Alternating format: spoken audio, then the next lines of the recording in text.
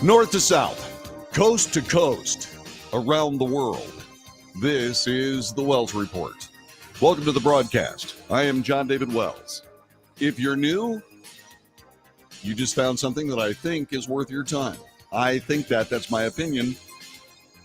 Not more valuable than yours, just as valuable as yours. Listen to the broadcast and tell me what you think. But if you like it, do me a favor and share it with your friends. Why? Well, because we report the news, the real news. We separate fact from news because that's what the mainstream media does. They separate fact from news. Well, we give you the facts. That's what the analysis is. I make commentary. Commentary is risky because that's my opinion, but I will make it abundantly clear when I'm opining as opposed to reporting. Nobody else does that in this business. Everybody thinks that their opinion is news. It is not. Most assuredly is not.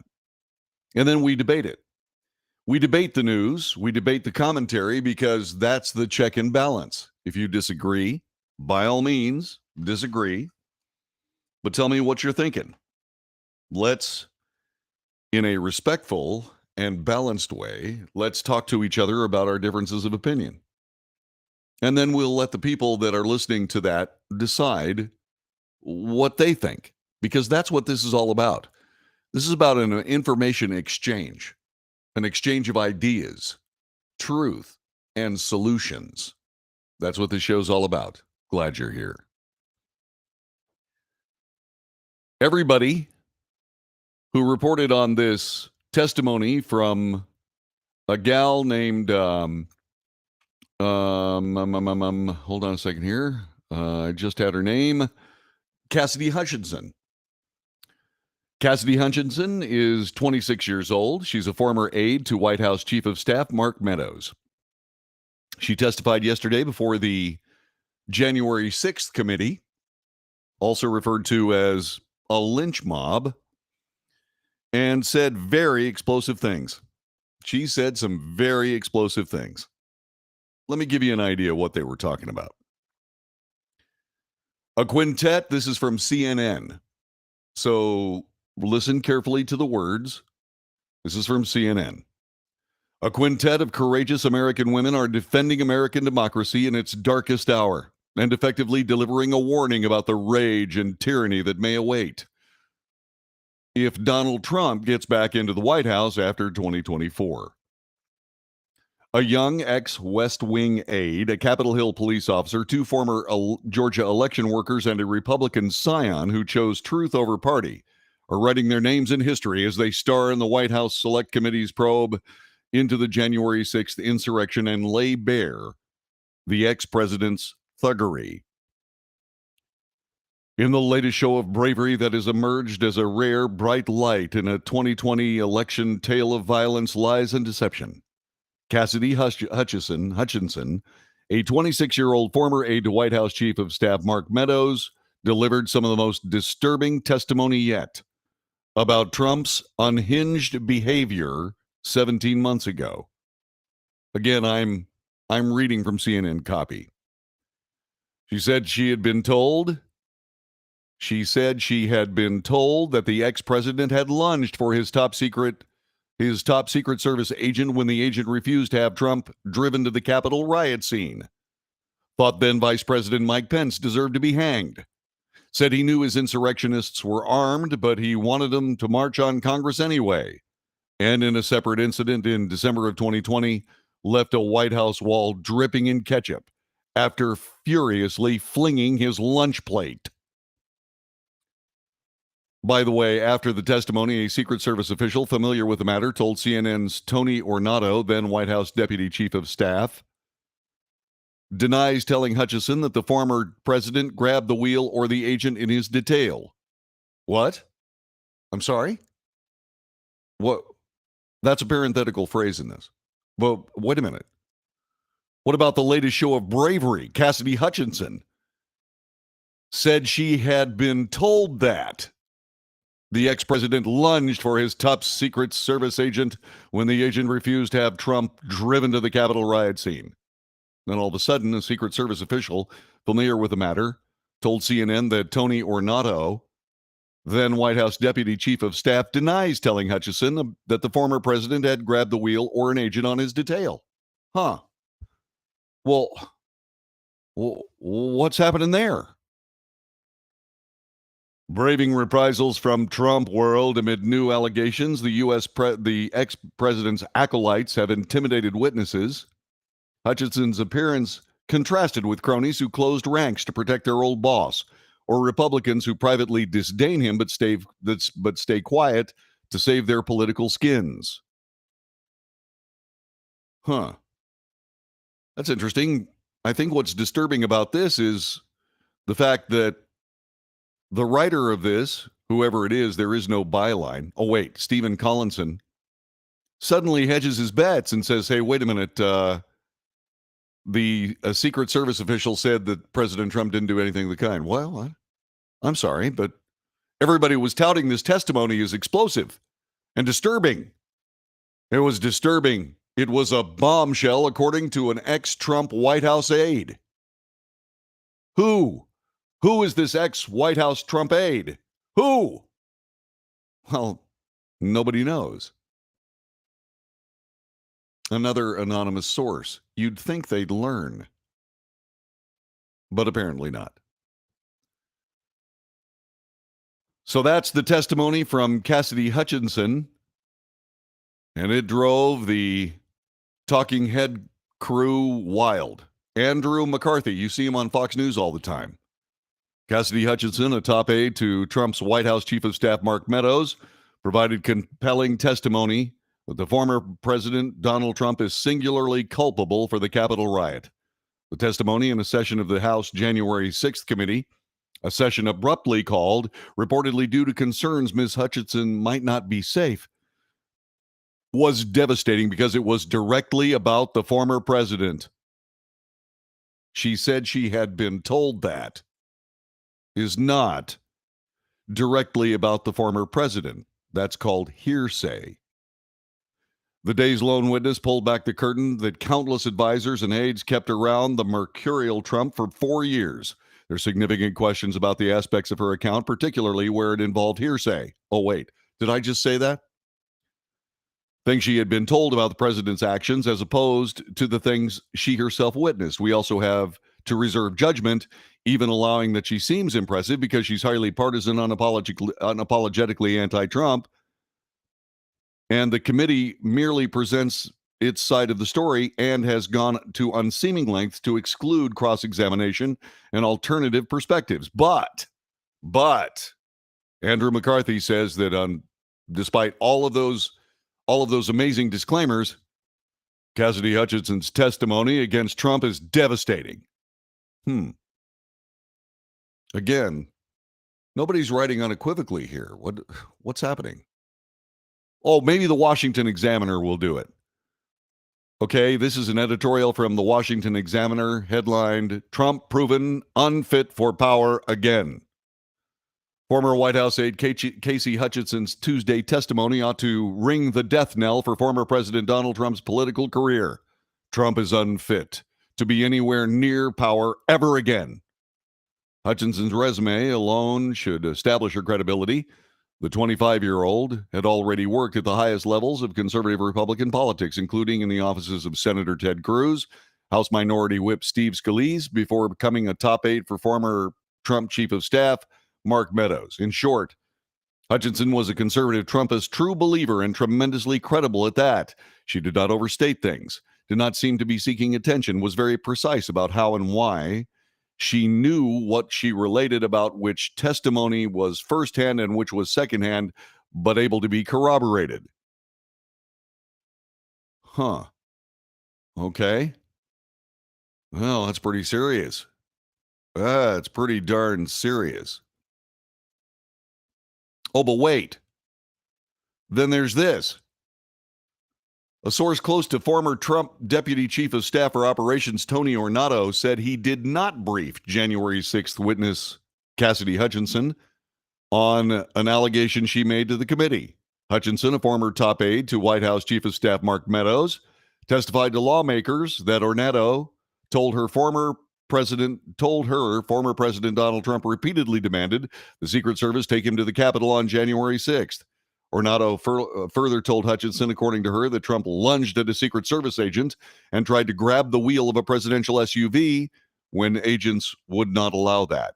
However, a source close to Ornato told Fox News that Ornato watched the hearings yesterday and was shocked when Cassidy made the allegation about the steering wheel. Both Bobby Engel, the top agent on Trump's Secret Service detail who was in the car, and Ornato, who was not in the car, testified to the January 6th committee in private over the past year, sources close to Ornato. Engel and Ornato never brought up the steering wheel. This, according to the source, both wanted to testify on the record again and refute the part about Trump grabbing or trying to grab the wheel. The driver of the SUV is unnamed, will also cooperate with the committee. Huh. And then there's this. This from the London Daily Mail, because you can't find it in American media sources. Secret Service lead and presidential driver prepared to testify under oath that Trump did not grab the steering wheel or lunge at agents to drive himself to the Capitol on January 6th. Bobby Engel, the lead agent on Trump's detail and the presidential driver at the time, are prepared to testify under oath to the committee that Hutchinson's testimony is incorrect. Is it incorrect or just a lie? This, according to multiple news outlets. Cassidy Hutchinson, Mark Meadows' top aide, said, "I'm the effing president. Take me to the Capitol now." "Sir, you need to take your hand off the steering wheel. We're going back to the West Wing. We're not going to the Capitol." This is all Hutchinson's testimony. Mr. Trump then used his free hand to lunge toward Bobby Engel. Hutchinson was a surprise witness for Tuesday's last-minute January 6th hearing. Nobody knew about the hearing except, of course, for the committee, but it had to be done just then because they were worried about her safety. Hutchinson was also testified Trump was furious that his armed supporters were not allowed onto the official grounds for his Stop the Steal rally on January 6th. Who cares if they have weapons? They're not here to hurt me. Well, sir, I care that they have weapons, and they may not be there to hurt you, but you don't know everybody who's there, do you? And since your own Republican Party refuses to lift a finger to defend you because they hate you as much as the Democrats do, maybe it's best that the Secret Service keep you out of harm's way.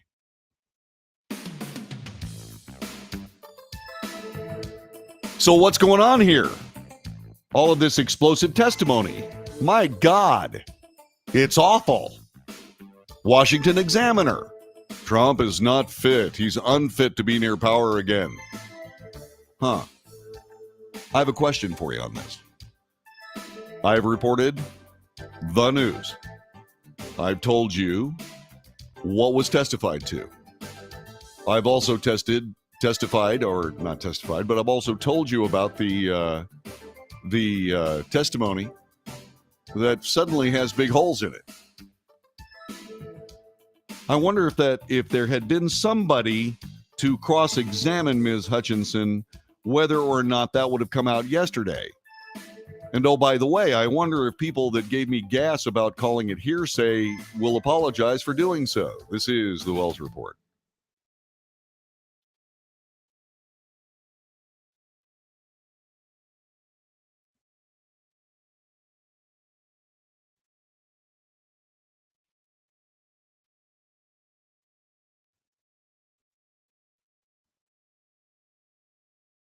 So greetings. We'll have a chat at the top of the hour, okay?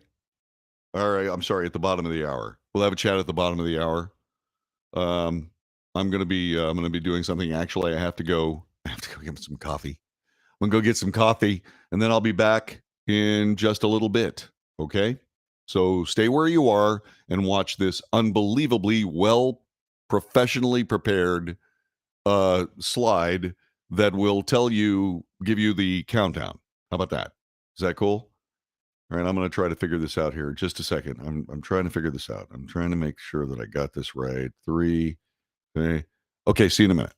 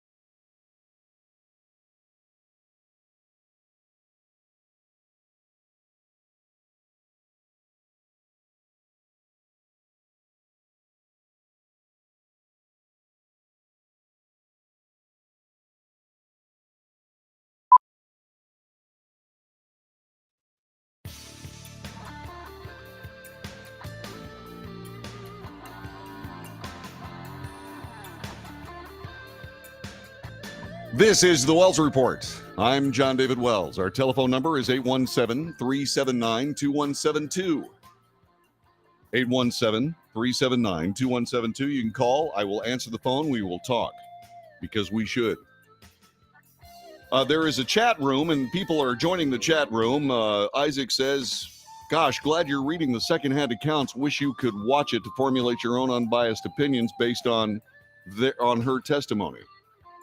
Well, one of the reasons why I am so critical of and essentially uninterested in the January 6th committee is because there is no cross-examination. There is no adversarial examination of the evidence. All the evidence is edited. It is cherry-picked for effect. This is a political exercise. It is a lynch mob. And as far as me watching it to form my own unbiased opinions, how can you have unbiased opinions when you are watching biased testimony? You can't. The reason I don't watch the January 6th committee, and I don't believe anybody else does, except true believers that hate President Trump, the reason I don't watch it is because it's only half the story. If there were two halves of the story, I'd be watching it because I'd want to see one from another, and I'd do exactly what you were talking about, Isaac. That's what I would do, absolutely. But this is a one-sided affair, and it's a waste of time. It's such a waste of time. There are Democrats on Capitol Hill saying it's a waste of time, looking at each other and saying, you know what, nobody gives an F about the January 6th committee. It's true. This is a political exercise. And therefore, as a political exercise, I treat it like a political exercise. Because it certainly isn't any kind of a hearing. All this is biased garbage being thrown in front of the American people. And I wonder, and here's the gist of it, whether you believe it or don't, what have you, and so on and so on. I mean, think about this for a second. This testimony certainly is explosive. Is it true? At least some of it isn't. According to the Secret Service, according to people that were actually there, the hearsay portion of the testimony, she was told that this happened, suddenly was splattered all over every newspaper in the world almost. Except, of course, the Secret Service says, no, that didn't happen. And they're going to testify under oath to that effect. You see, that's the problem. That's the problem with all of this. Is it interesting? I guess if you're, like I said, a true believer and you're a dead ender when it comes to Trump, fine. Everything they say may indeed affirm your opinion. But it's only half the story. Only half. And because it's only half, we have an opportunity, if you cannot be distracted by the smoke and mirrors and the flashing lights and look over here, if you can actually look at it objectively, I want you to think about something. All this stuff being thrown up against the wall. It's happened over and over and over again. 2 impeachments. The Mueller investigation. All of it proven to be garbage. Will this be proven to be garbage? Maybe. But here's something you need to be aware of. Where is the Republican Party to refute any of this? 74 million Americans voted for the re-election of Donald Trump. Where is the Republican Party to represent those 74 million and refute some of this, any of this? Where are they? Why, they're nowhere to be found. Huh. What does that tell you? When I say it's a political exercise, when I say it's biased, I'm not just talking about Democrats. You're listening to the Wells Report. We'll be back with more in just a moment.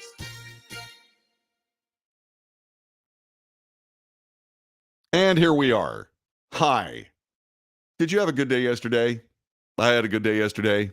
By gum golly wally kazali blolly blah, blah, blah. So there we go. Let's see. Let's see. Eastman pled the fifth. Flynn, do you think January 6th was morally wrong or illegal? Plead the fifth. Many of Trump's allies have exercised their Fifth Amendment rights. Sure. Many of Hillary Clinton's campaign workers and advisors have pled the fifth. Let's see who else. You think January was more that okay? So we'll talk about that.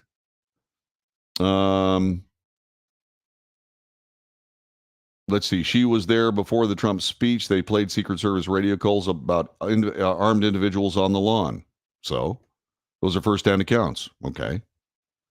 You know, it's okay to carry weapons in the United States, crazily enough. You know. Let's see. My party is scared to death of Trump, and yes, I am a Democrat. Yes, they are, and they should be. Should be scared of President Trump, and that's why all this is happening. This is doing their absolute dead level best to try to destroy President Trump, but it's too early. See, they've got a problem. There's an election every 2 years. And they have to get as much damage against President Trump as possible to dilute his influence on the 2022 election. Okay, that's what's going on here, right? Okay, I got out of retirement. Use the clicker. There are 89 people listening at ODOT. Well, thank you very much, you guys. I hope you're having a great day. All right, I hope you are. God bless you, man. God bless all of y'all. I have a question. I want people to answer it. Okay? I want you to answer it. I'm going to give it to you here in a minute. I was going to ask it in that last segment, but I wanted to respond. You know, there's no reason in listening to biased garbage, especially if you're trying to develop an unbiased opinion. Okay, my unbiased opinion is, and by the way, I did watch some of it yesterday. My unbiased opinion is, I don't see anything there that is fair or just. It is not a transparent recitation of evidence. It is not being defended. It is not. It's valueless. It's absolutely valueless. Okay, that's my unbiased opinion on the January 6th committee. It's political exercise, and that's all. And so, you know, it's like I don't watch every speech from Nancy Pelosi either. You know, there's not enough time in the day to watch all this garbage and say, okay, this or okay, that. You know, what I do is, and besides, that's not my job. My job is to not be a one-man news bureau. My job is to report the news. I report the news from credible sources, more or less. I report the news from credible sources. I let people understand what's happening. Then I find the facts, report those, and then I comment on them. All right? Man in charge of Senate Security was forced to resign because he said in a virtual hearing held before the United States Senate Committee on Homeland Security and Governmental Affairs, February 2021, he stated, among other things, law enforcement should consider that professional agitators may have incited a violent coordinated attack on the U.S. Capitol January 6th, which I'm absolutely positive was happening. And then, of course, they're trying to blame that professional agitator coordinated attack on Proud Boys and Oath Keepers, which doesn't make any sense.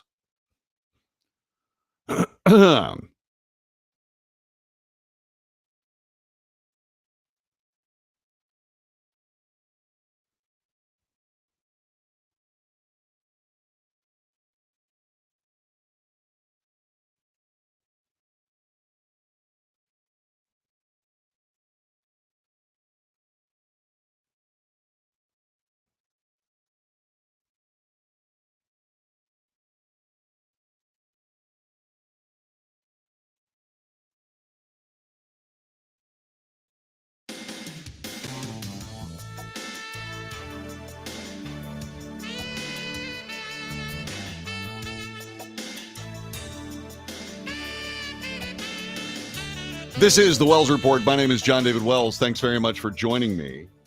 How is it going? So I have a question. I have a question that I want to ask you. January 6th committee doing its thing. My opinion is, as you know, that it's a one-sided lynch mob. That's what I see. There are people from the conservative side or the Republican side of American politics, Andrew McCarthy, the Washington Examiner, they've come out and said that President Trump is not fit to hold office again. Okay, and they equivocate. Both of those groups equivocate their situation insofar as why would they do that? Why would they equivocate? Why would they hedge their bets? I think it's because of the question I'm about to ask you. I've sat at this microphone and I've said that Donald Trump is a vulgarian. I've sat at this microphone and said that Donald Trump is, in a lot of ways, just plain distasteful. I've also sat at this microphone and I've said the people of the United States voted for the president. I've said that President Trump's administration was sabotaged from both sides and continues to be.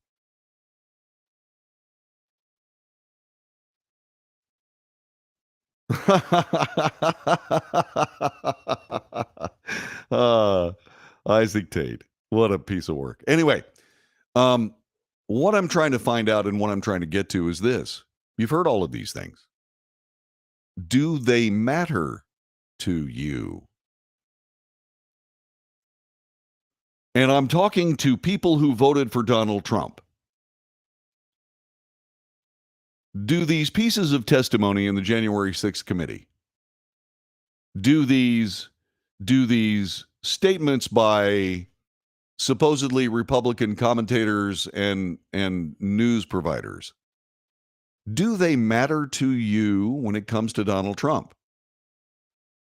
If Donald Trump runs again, do you plan on supporting him again? Does any of this matter to you? Here's what I'd like you to do. I'd like you to answer on text. I'd like you to call me on the phone. 817-379-2172. Okay. Let's just assume this testimony is damning. Let's say it's explosive. Let's say it's a bombshell for the 800 millionth time when it comes to anti-Trump testimony of any kind, anywhere. It's a bombshell. Well, goodness gracious, there would be craters all over the landscape now, wouldn't there be? Does it matter to you? If you're a Trump voter, do you care? Somebody says the January 6th trial is a joke. Maybe true. Welcome to the Wells Report. Hello, hello, hello. Hello. Who is this? This is Kelly Lyons. Hello, Kelly Lyons. So you've heard all this supposedly damaging testimony against President Donald Trump. Now, you're a Democrat, right? Yes, I am. Okay. I voted for Trump. You voted for Trump? Twice. Oh, okay. Well, me too. So what I'm trying to figure out is this. Does any of this change your mind? No, it just makes me more aware of how far left my party's gone and how they left people like me. I'm a conservative Democrat, and they have left me and millions of others like me behind. My pocketbook was much richer when Trump was in office. And for me, that's the deciding factor. The other social things, obviously, yes. But my pocketbook is what matters. And so it was much better and much fuller when I was with Trump. And though he may be a little bit, I'm just going to use the word buffoon at times, I think he was good for this country. He's much better than what we have. And like I said, I've been a Democrat my entire life, over 40 years, and I've lost my party.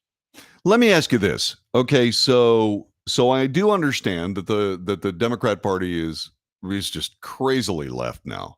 And I don't have any idea what they're going to do to try to rehabilitate themselves.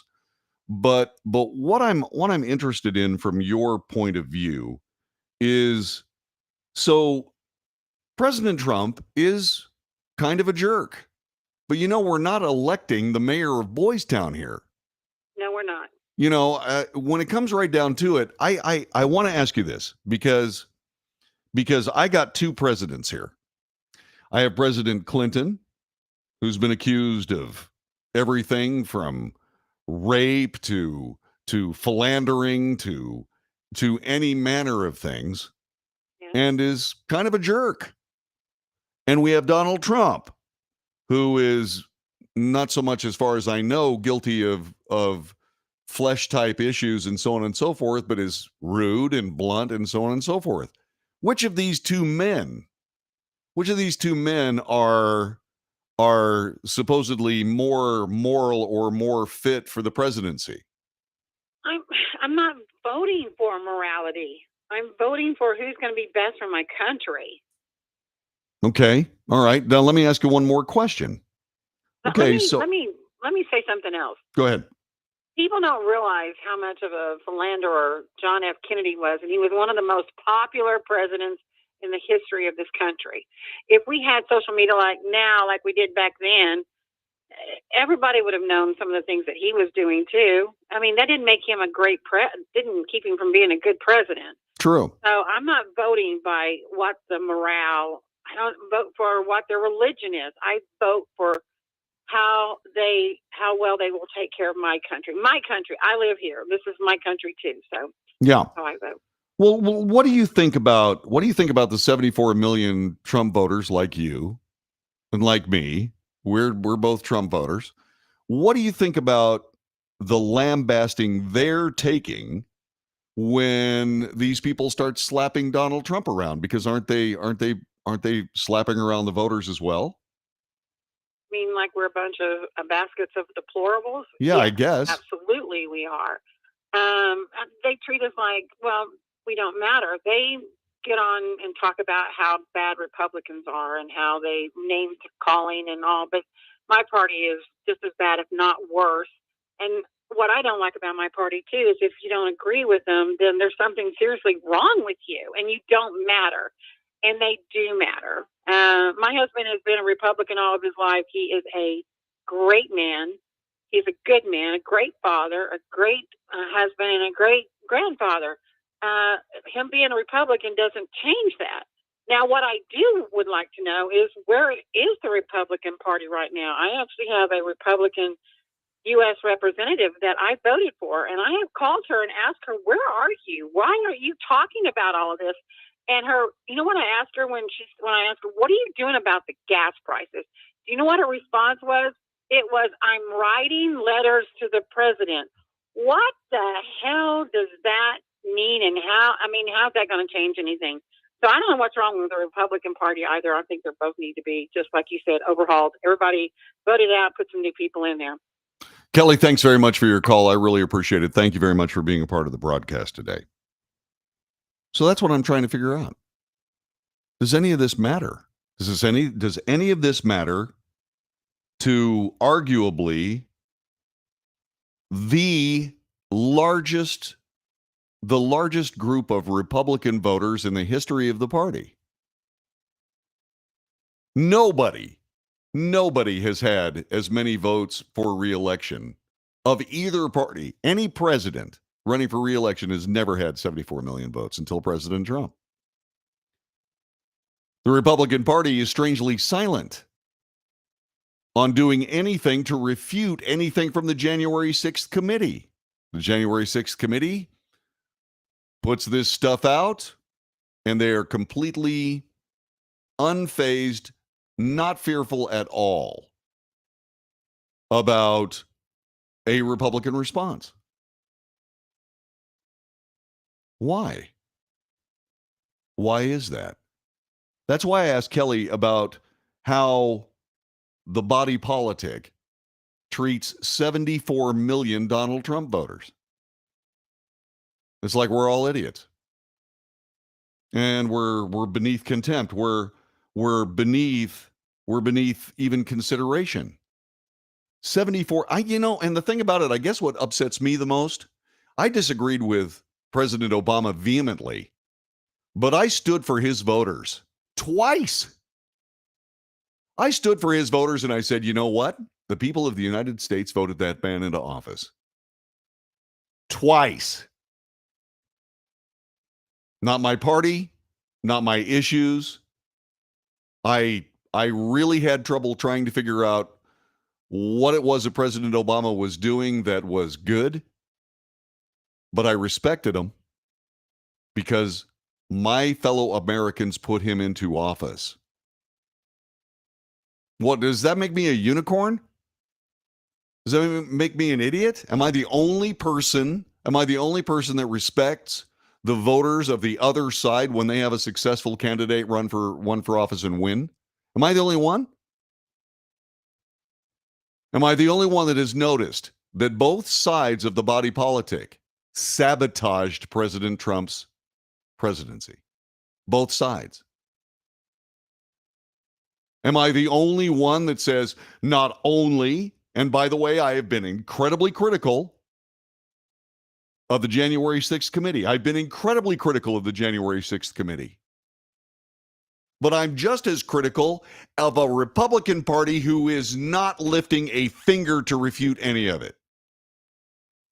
What in heaven's name is that? Just exactly who are those people serving? I actually know the answer to that. They're serving themselves. I don't care whether you're a Democrat or a Republican, whether you think Trump is the most vile human being on the planet or you think he hung the moon, you're going to vote for him again. I don't care. But what I do care about is this. At this moment, as we come to this conversation, we have a government of the government, by the government, and for the government. The Constitution might as well say we the politicians as opposed to we the people.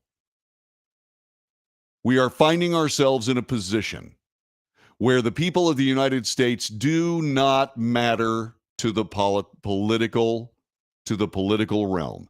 So what do? Yesterday I was saying, you know what we really need to do is we need to start being smarter than the politicians. Not difficult to do, but you have to stop falling into their argument. The people of the United States can stop every bit of this, every single bit of this, simply by voting for other people. If you're a Democrat, you don't have to vote for a Republican. Vote for a different Democrat. Just vote for somebody else. If you're a Republican, you don't have to vote for a Democrat. You don't have to switch parties. Just vote for a different Republican. Just vote for different people. And when somebody asks you, why didn't you vote for the incumbent this time around? Say they were getting too big for their britches. They forgot that we, the people, are the United States of America. They think they are the United States of America. All those people on Capitol Hill, they think they're the United States of America. I assure you they are not. And that crosses parties. Everybody decries how terribly divided the United States is. How amazingly divided we are. How we're at each other's throats. That's by design. But let me explain something to you. There are unifying issues.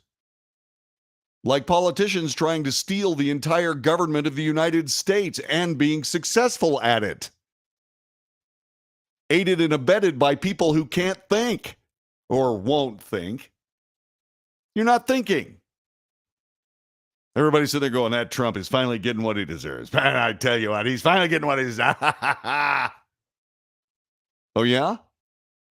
Are you watching you're being distracted by the circus. You're not seeing the plan behind it. You're not being smarter than the politicians. You're dancing to a twisted political tune when there's real music out there. And all you got to do is look behind the stage show and start looking for the actual truth.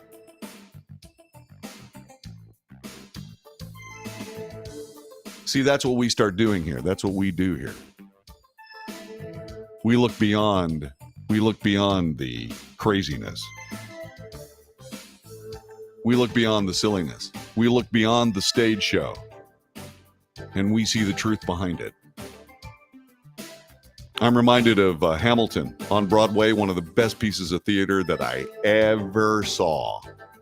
But did it actually depict the life of Alexander Hamilton or just some of the things that happened during his life? The answer is it wasn't actually Alexander Hamilton. It was a representation. If you want to know about Alexander Hamilton, read the book. I've got one. It's right out there in that bookcase. See what I mean? It's a show. Don't be taken in. This is the Wells Report.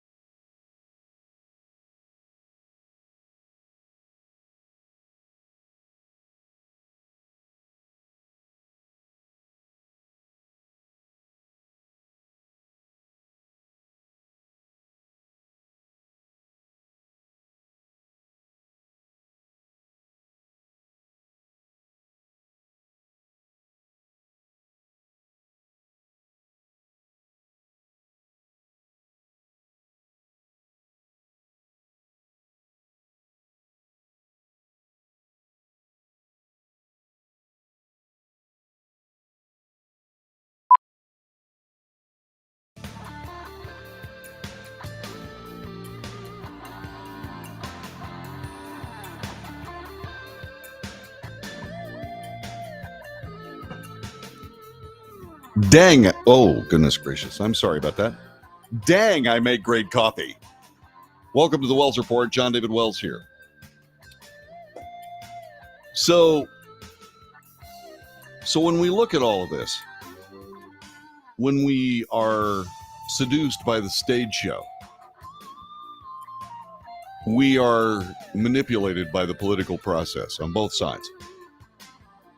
And if the political process had been more successful, if the political process had been able to look at a body of work and claim success, perhaps I'd be less dubious or skeptical or just plain incredulous. Okay?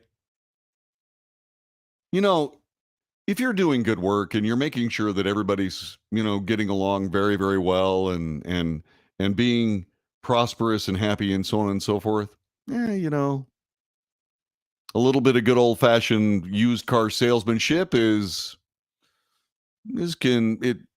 kind of charming, actually. But when things are falling apart at the flippin' seams, continuing to manipulate people starts to border on evil.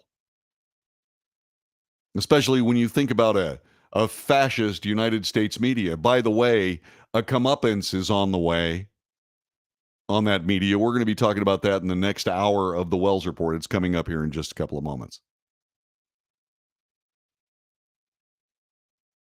But the manipulation of people when you're right in the midst of epic incompetence is evil. But there's something else here. Being easily manipulated isn't evil, it's pathological.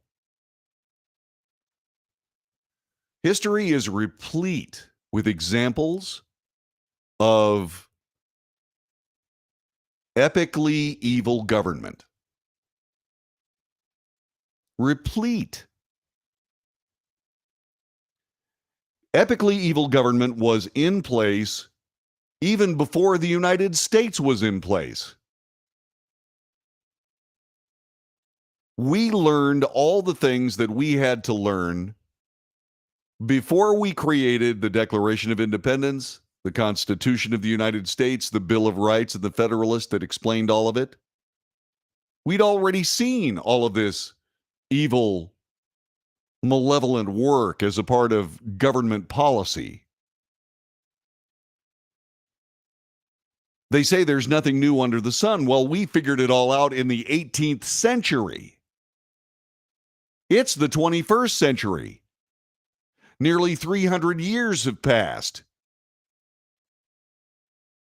But we saw all this unfolding in ancient times in the human agenda, in the human existence. Why in heaven's name should we repeat any of those mistakes? Why should we let these denizens of both opportunism and favoritism, which is all politics is,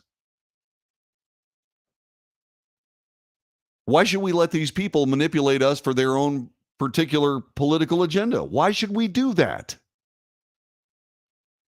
We know they're incompetent. They prove it every single day. I know I'm a bore on the January 6th committee, but you know how many of those people are lawyers? They know better than this. They try to pull this stuff off in a courtroom. They might lose their law license. But there they are, sitting right up there, taking part in this lynch mob as if it's perfectly okay. Because the manipulation is working. But you must take care not to be manipulated. I'm not telling you to ignore your own lying eyes. Believe what you want. I don't care. But at some point, in a sober moment, you need to sit back and go, gosh, Wells might be right. He doesn't talk about the evil Democrats. He talks about evil government. He doesn't differentiate between the Republican side of evil government and the Democrat side of evil government. He just talks about evil government. Yeah, because I understand that the best government governs least. Always has, always will. Al Gore famously said, you don't want to reduce the American government to something you could you can drown in a bathtub. Oh, yes, you do. Because in the thrashing of trying to drown the government in a bathtub, you only destroy one room.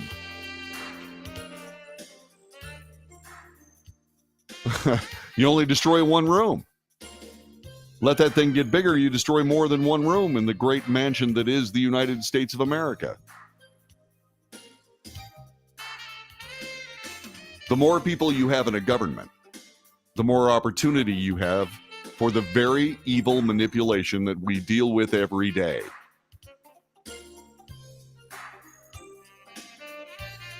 You need to start thinking about that.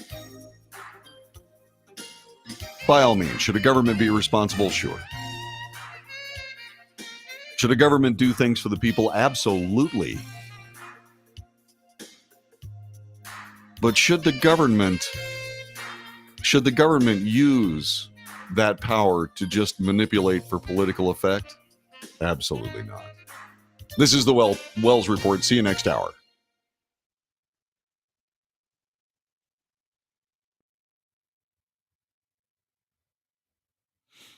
Doot, doot.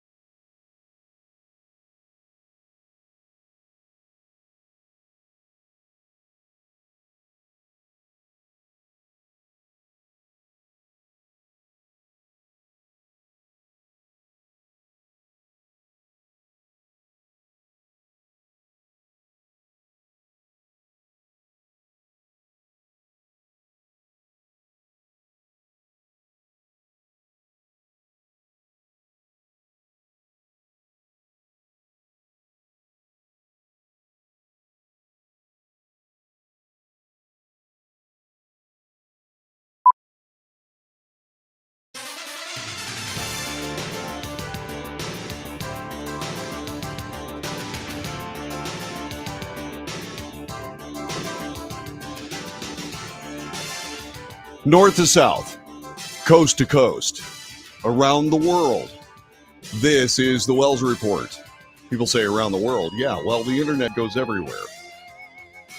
And when it comes to searching for news, I go everywhere too. Doesn't make any difference where the news is. I'll find it. The stuff you need to know.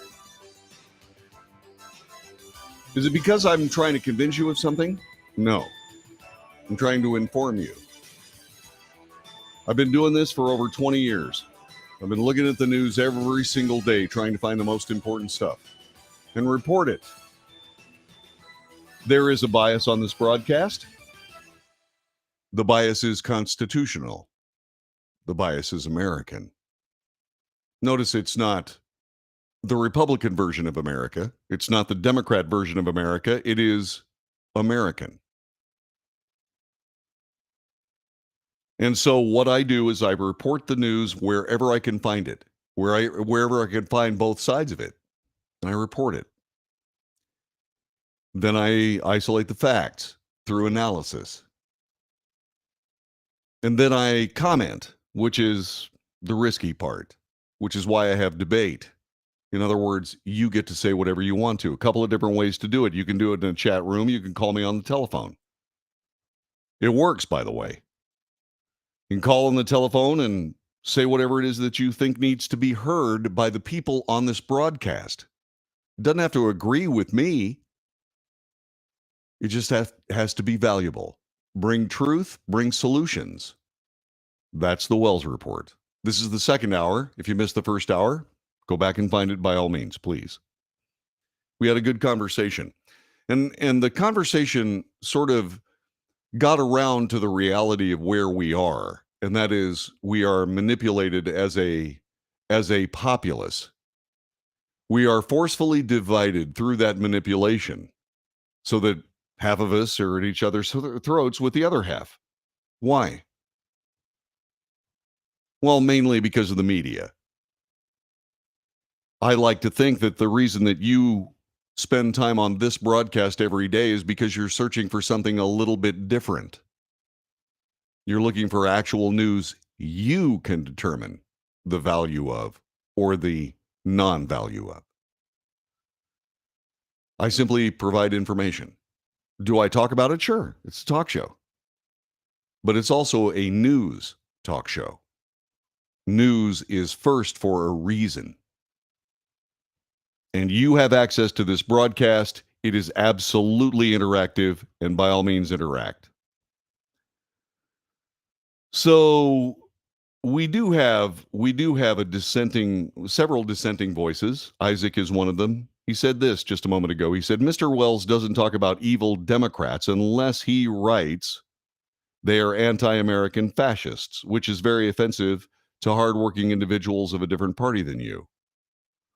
Well, I'm not talking about Democrats as anti-American fascists. They're two separate groups.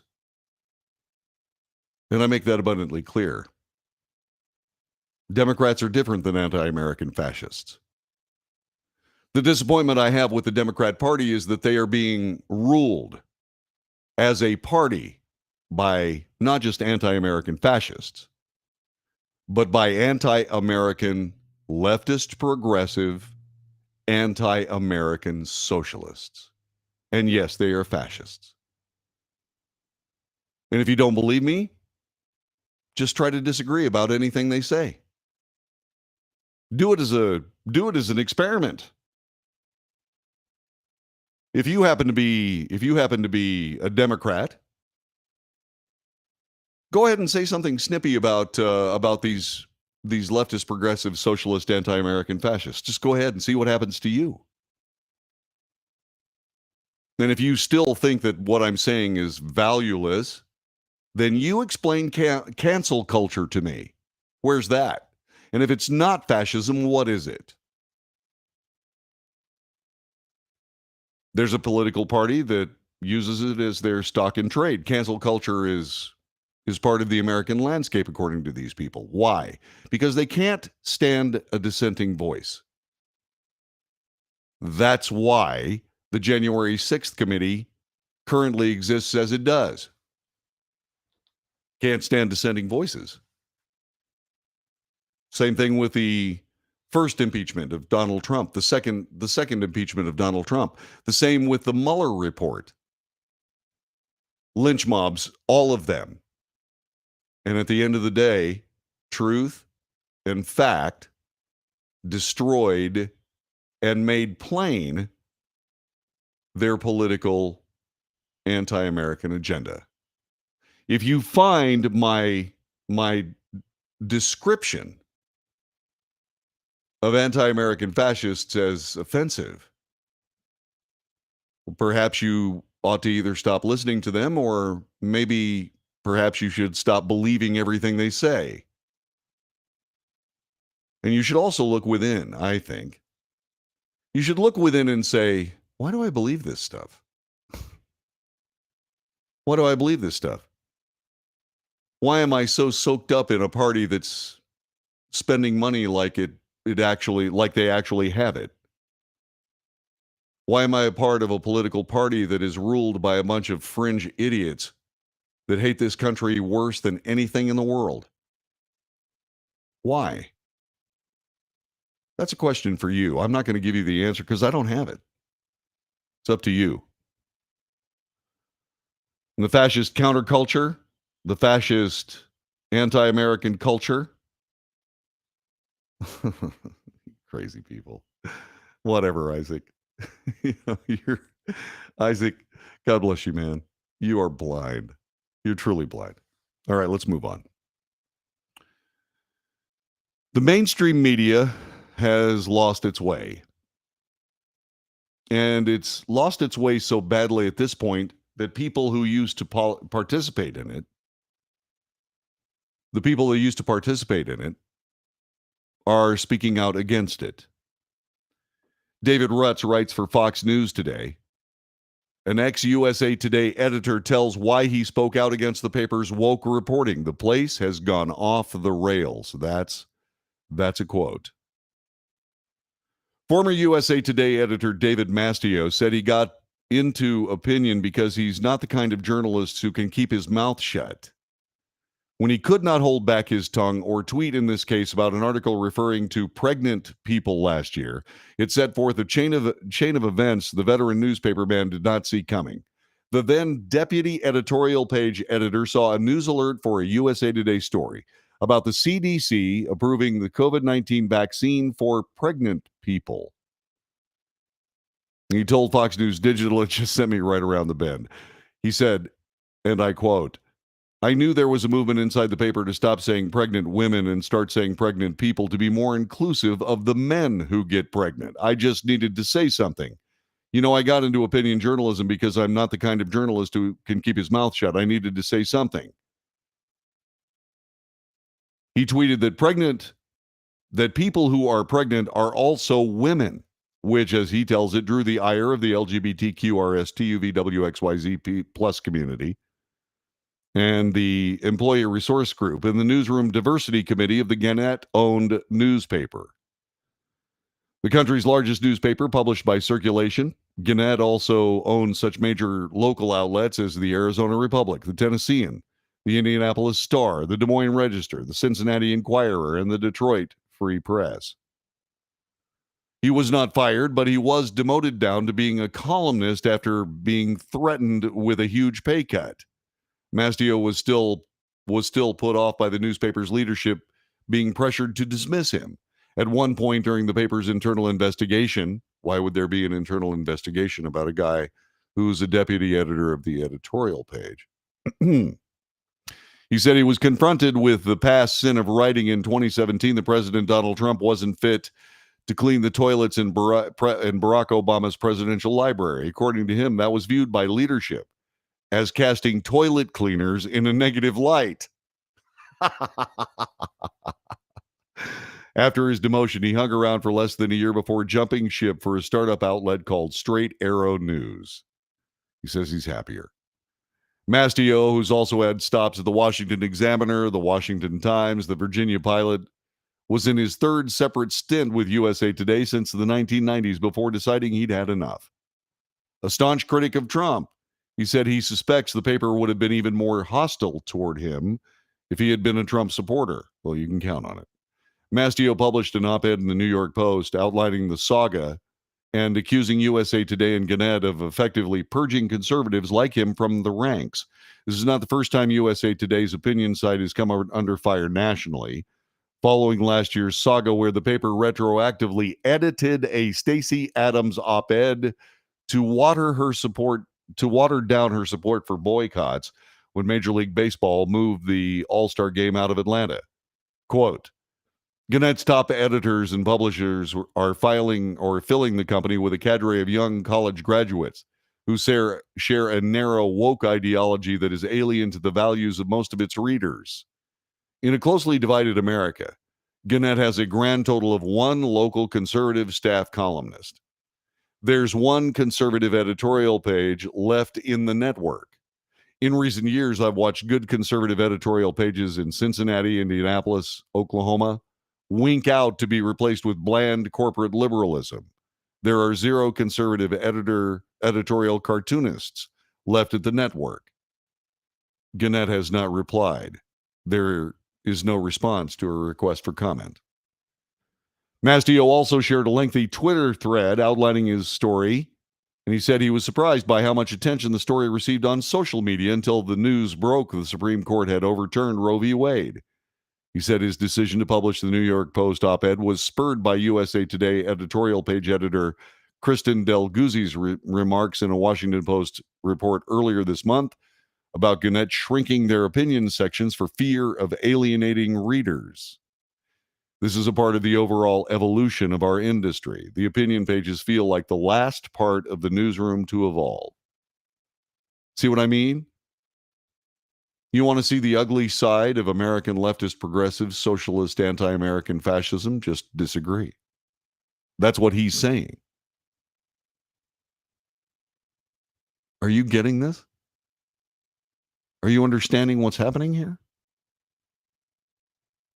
Or are you just blindly following the latest leftist, progressive, socialist, anti-American, fascist talking point, Isaac?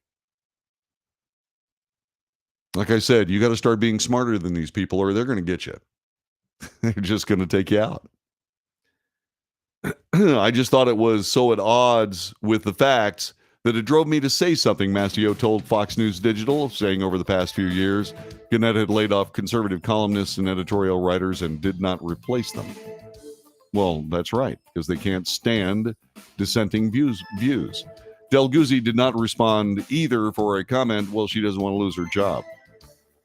It was some grand conspiracy to get rid of conservatives, said Mastio. Quote, I was not just thinking the conservatives were important or not thinking the tradition of having a conservative editorial page in certain places like Indianapolis or Cincinnati, just not thinking that it was important. So it wasn't like a political agenda. It's a corporate agenda. Mastio also discussed Gannett-mandated diversity training in his piece, quipping in his piece that he recognized that he had white privilege thanks to those teachings. It started to get really bad about 3 years ago, critical race theory woven all through it. It's only in the last 3 or 4 years the place has gone off the rails. This is the Wells Report.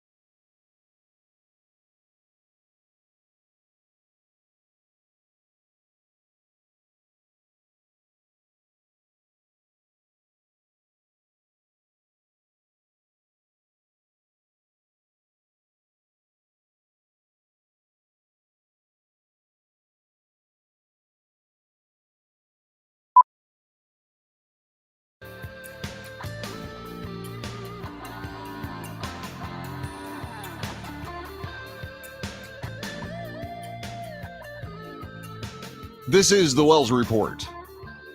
We're discussing the manipulation of American voters, American citizens for political effect. It is awful. It's truly awful. Is it working? Well, it has worked. Is it continuing to work? Not so much. And what do I mean by it not working so much? This from Fox News. CNN's reliable sources with left-wing host Brian Stelter finished June with its smallest monthly audience in 2 decades. Reliable sources averaged a dismal 79,000 viewers between the ages of adults 25 to 54, the group of news consumers that most advertisers desire to reach, for its lowest rated month since June of 2001.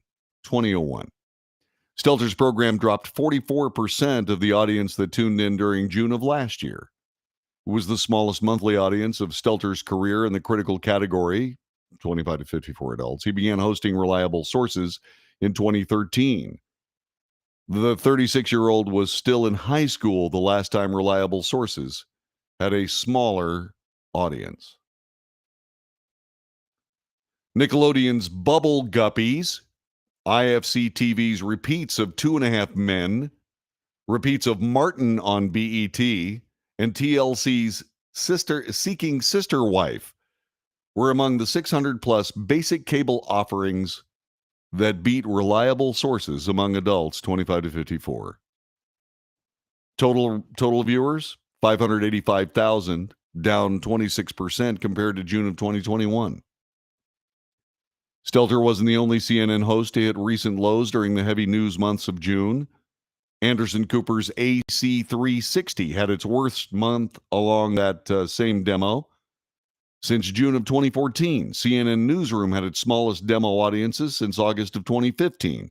The Situation Room with Wolf Blitzer had its worst month among total viewers since August of 2015. And the long-struggling New Day had its worst month among total viewers since July of that same year. CNN plans to reimagine its morning program later this year. Recently appointed CNN Chairman and CEO Chris Licht, as previously announced, Licht is in the process of evaluating all CNN talent and executives who determine who should stick around as he plans to tamp down spectacle and restore the network's hard news reputation it had shed in search of politics under Jeff Zucker. June wrapped up the second quarter of 2022 with CNN shedding 20% of its viewers compared to the second quarter of 2021. Fox News' Media Buzz with Howard Kurtz. By the way, I watch that every Sunday. It airs in the same time, 11 a.m., as Reliable Sources averaged 1.4 million viewers and 198,000 among the key demo during the second quarter of 2022. Media Buzz outdrew Stelter's program by a staggering 101% among total viewers and 78% in demo. It was the lowest rated quarter for Stelter's program since 2019. Why?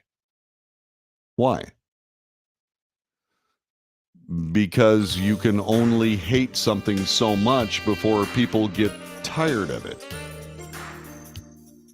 You can only point out how badly things suck just so many times before people say, okay, that's that. You lose your credibility. What I do is this. I report the news. I'm not trying to foist my viewpoints on you. I'm not telling you what to think. I'm telling you to think. There's a huge difference. I'm not trying to guide you to some politically driven agenda. I'm not trying to do it at all. What I'm trying to do is I'm trying to give you better information so you can make better decisions. Because we, the people of the United States, desperately need those better decisions. This is the Wells Report.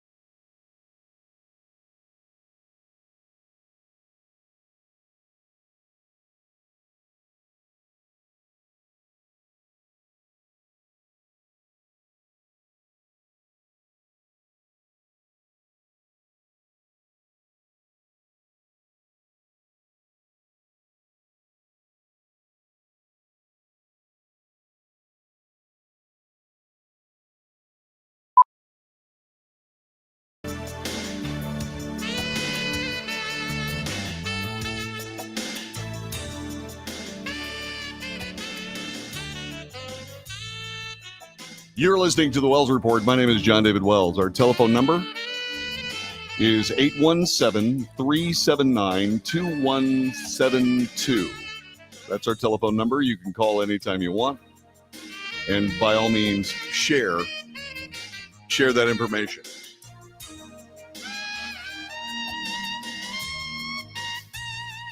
So what I want you to do is I want you to take part in this broadcast.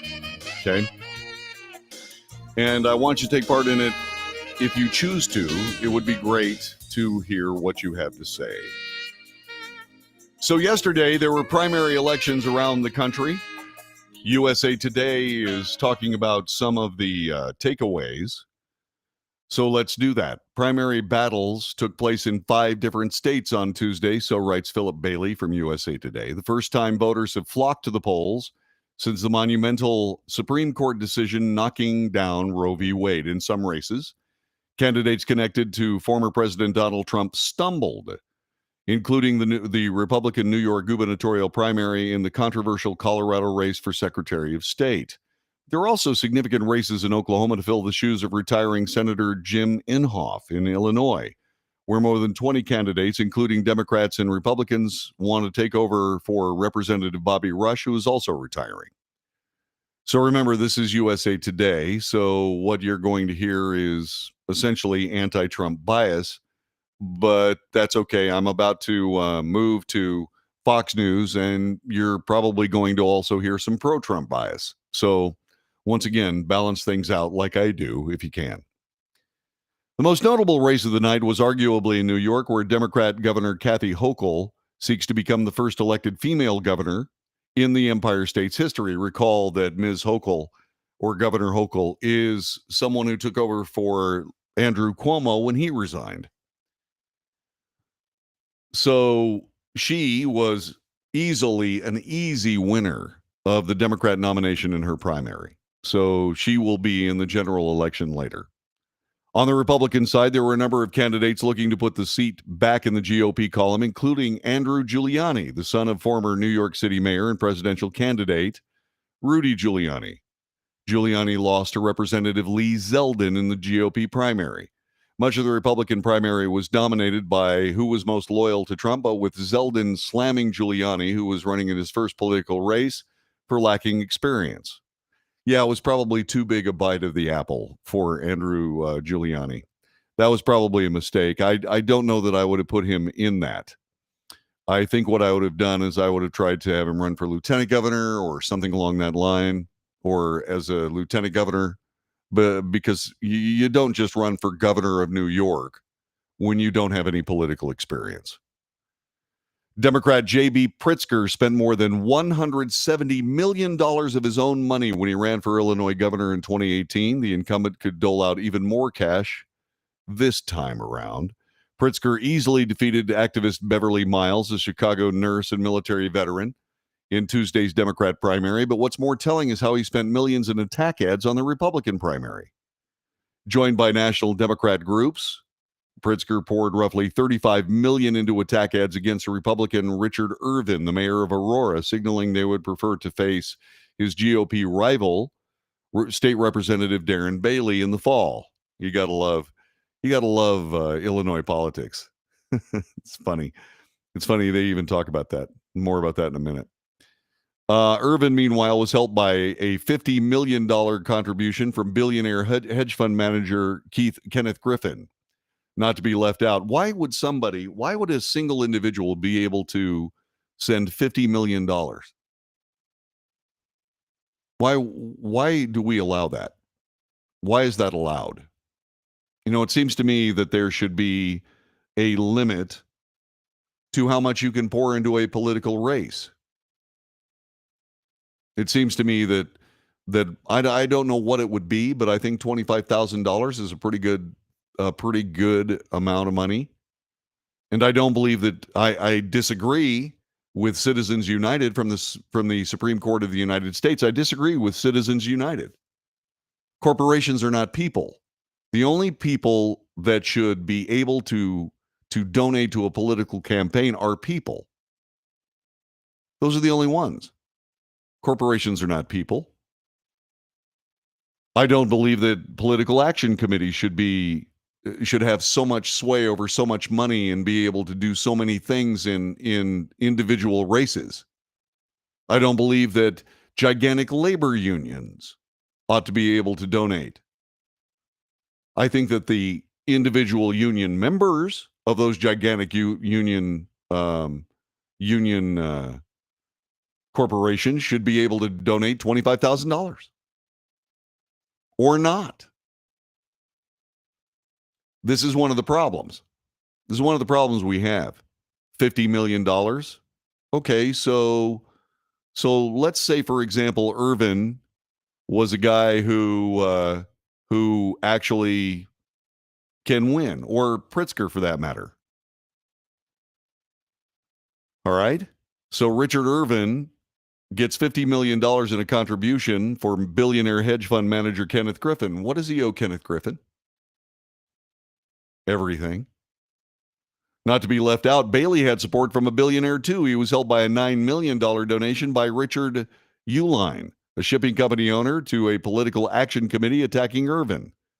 In the math that matters, Bailey won the GOP primary and will face Pritzker, who has cast the November election as a fight against right-wing extremism, touting himself as a pro-choice, pro-voting rights, pro-civil right Democrat.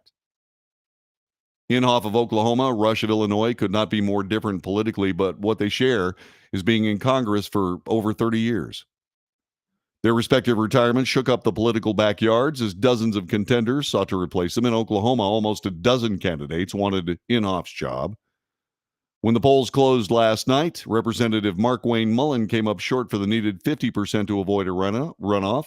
Mullen will have to run again versus former state House Speaker T.W. Shannon. Jonathan Jackson wins in Bobby Rush's district, the race in heavily Democratic Chicago, or a heavily Democrat area of Chicago, saw even more contenders vying to replace Rush, who is the only political candidate to have ever beaten Barack Obama in a race during the 2000 campaign. Jonathan Jackson, the son of Reverend Jesse Jackson, won the Democrat nomination for Rush's seat. In what will be taken as a referendum on President Trump and his claims about the 2020 contest, Mesa County Clerk Tina Peters lost her bid to oversee the next Colorado election. Peters was a vocal supporter of Trump's falsehoods, according to USA Today. Once again, biased coverage about the last presidential race, and has made multiple attempts at trying to prove Trump's claims of election fraud in 2020. She herself was indicted on 7 felony charges related to election fraud. Really? Like I said, if you want to see the leftist, progressive, socialist, anti-American fascism in America, just disagree. Suddenly she's got 7 felony charges related to election fraud. Is she guilty of any of them? I don't think so. But she's been indicted on them. Are we not innocent until proven guilty, or are indictments enough these days? Though Peters raised more money than her Republican rival, she ultimately lost the nomination to fellow Republican Pam Anderson, a former Jefferson County clerk who argued Trump's statements had eroded public faith in elections. Okay. Lauren Boebert has become one of the most controversial members of Congress over the past 2 years. She heckled Joe Biden during his State of the Union address. She's made Islamophobic comments toward colleagues. The past weekend, in the wake of the Supreme Court overturning Roe v. Wade, she said, quote, the church is supposed to direct the government. No, that is wrong. So when Boebert received a primary challenge from Senator Don Coram, who was backed by outside organizations arguing she was too extreme, many eyebrows were raised. However, she won easily the primary in a district that became more Republican after being redrawn. All right, so we go from biased USA Today coverage to biased Fox coverage. The headline is Trump and Democrats both winners in the Illinois GOP gubernatorial primary. It's interesting, the different takes, right? Paul Steinhauser writes for Fox News. Conservative State Senator Darren Bailey's convincing victory in Illinois' Republican gubernatorial primary is a big win for former President Donald Trump and for Democrats. The former president, who nearly a year and a half removed from the White House remains the most popular and influential politician in the GOP, endorsed Bailey on Saturday as he headlined a large rally in Illinois. Bailey's victory gives Trump bragging rights after the former president suffered setbacks in other high-profile Republican gubernatorial showdowns so far this primary season. Bailey's nomination is also a win for Democrat Governor J.B. Pritzker and the Democrat Governors Association, who combined spent tens of millions of dollars to boost Bailey over moderate Republican Mayor Richard Irvin of Aurora, a city in metropolitan Chicago. Why would the Democrats want to boost Bailey instead of Richard Irvin? Well, because of all the nasty things they said about Richard Irvin, I'm pretty sure they have even more nasty things to say about Mr. Bailey. I'm reasonably sure that Darren Bailey is going to have a really tough time during the general election. He'll be accused of everything.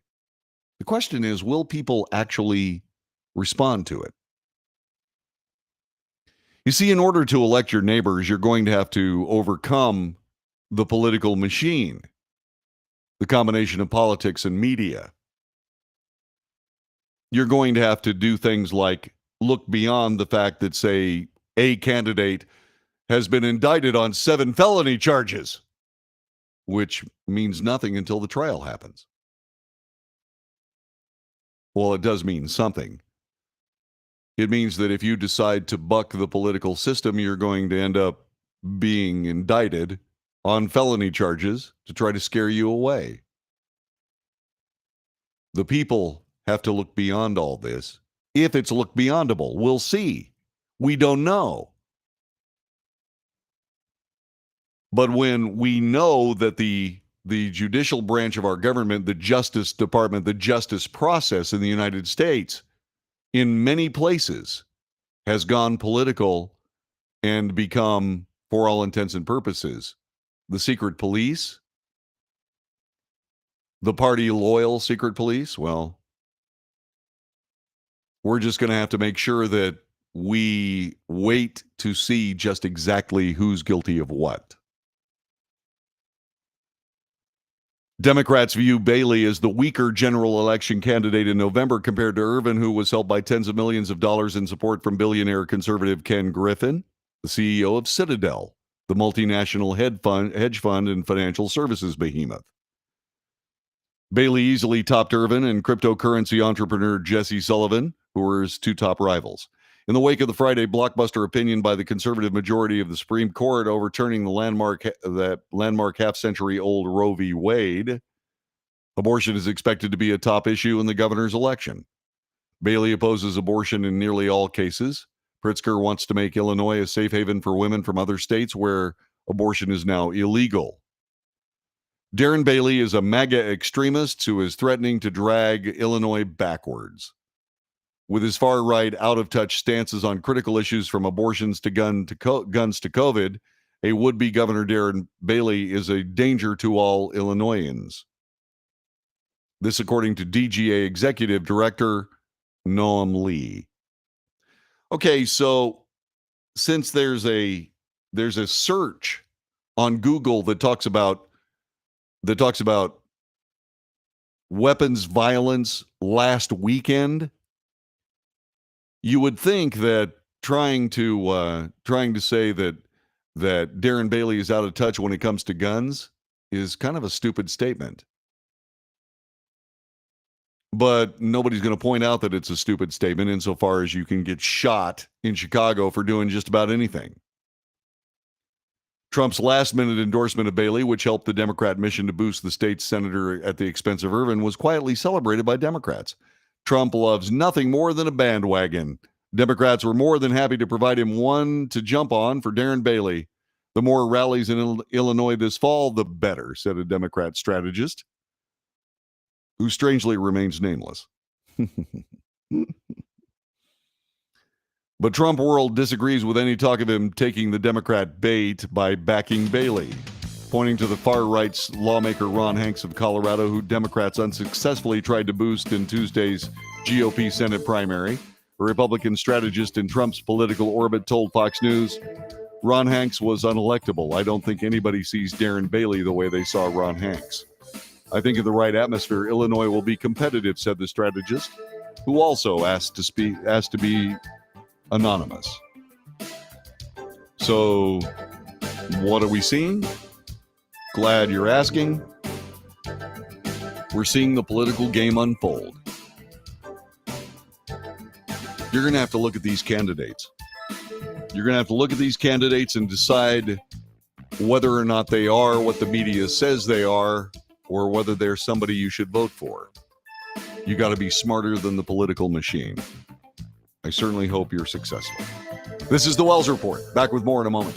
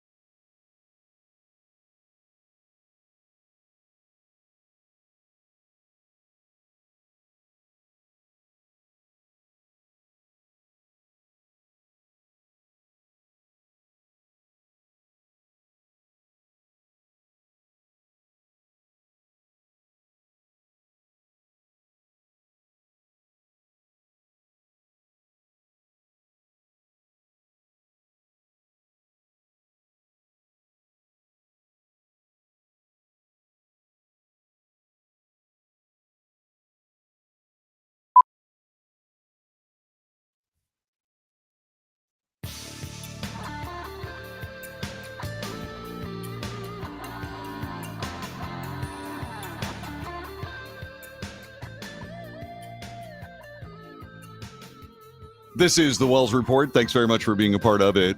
I appreciate it. We were talking about the primaries yesterday.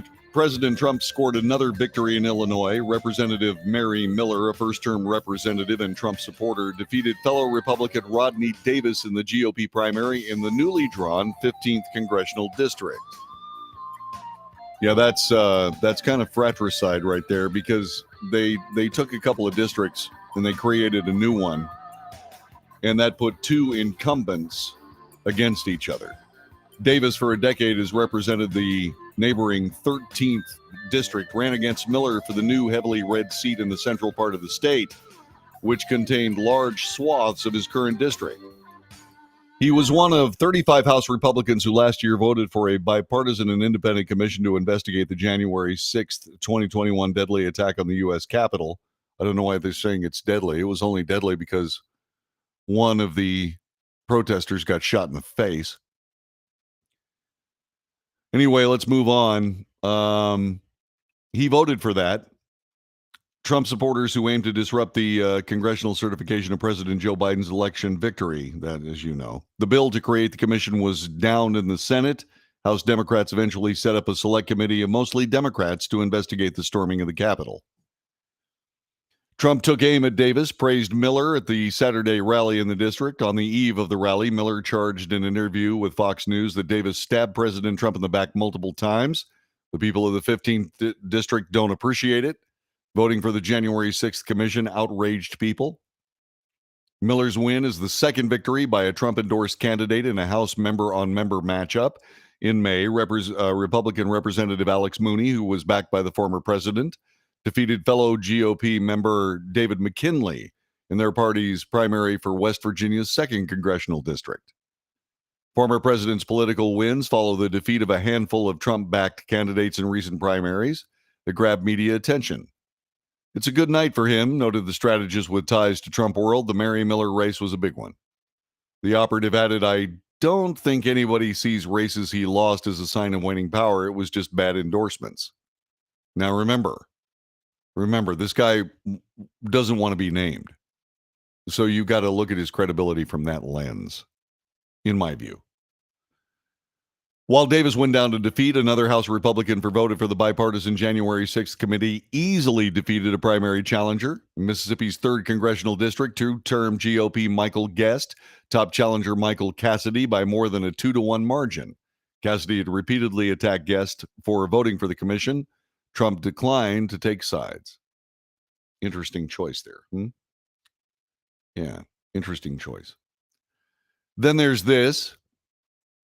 Also out of Fox News, 2 House candidates supported by Justice Democrats, a political action committee that helped elect deeply progressive members to Congress, both lost their primary races in Tuesday's election in Illinois. Justice Democrats, founded in 2017 by Saikat Chakrabarty and Jack Exley, 2 leaders from the 2016 presidential campaign for Bernie Sanders. It's a far-left organization, helped elect candidates like squad members Alexandria Ocasio-Cortez, Jamal Bowman, and Rashida Tlaib. The first defeat of the night came after incumbent Democrat Representative Marie Newman, who currently represents Illinois' 3rd congressional district, lost her primary bid to represent the state's newly redrawn 6th congressional district against incumbent Sean Casten. Newman, considered a progressive Democrat in the House, was first elected in 2020 after she outshined incumbent Democrat Representative Dan Lipinski in the Democrat primary with support from Ocasio-Cortez. She went on to defeat her Republican challenger in the general election. In 2021, 5 months after taking office, Newman was slapped with a lawsuit from Lyman Shahade, a Palestinian-American adjunct professor at Columbia College in Chicago, after she allegedly breached a contract. Shahade claimed Newman promised to provide him with employment and ask him to stay out of a primary race for his seat so she would have a better chance of winning. In exchange for not being a candidate, the Congresswoman allegedly promised Shahade $135,000 to $145,000 salary and the title of Foreign Policy Advisor and Legislative District Director if she won. Newman, a graduate from the University of Wisconsin-Madison, also offered support for a $15 minimum wage in the Green New Deal. Had disputed certain aspects of the allegations, and the House Ethics Committee investigated the alleged scandal. In a unanimous vote, the Office of Congressional Ethics signaled there was reason to believe that Newman had made the employment promise. Well, there you go. So win or lose, we've achieved something truly historic and have done much good for the community. Okay. The second defeat for Justice Democrats came later in the evening after Keena Collins, who formerly served on President Joe Biden's transition team and task force for gun violence, failed to garner her party's nomination to represent the Illinois 7th Congressional District. She faced off against incumbent Danny Davis, who had represented the 7th District since 1997. Offering support for controversial ideas in recent times, Collins called for the defunding of the police and abolition of Immigration and Customs Enforcement. And she's gone. So as this political puzzle unfolds ahead of the 2022 election, we are beginning to see patterns take effect. I wonder if they will hold. We will find out. We will find out. You are listening to the Wells Report. Thanks very much for doing so. This is the second hour. There's another one coming up next. Make sure that you pass this around. Tell people, hey, we got a show here that you ought to watch. Because I think you ought to. And I hope you do. And share it with your friends. This is the Wells Report. See you next hour.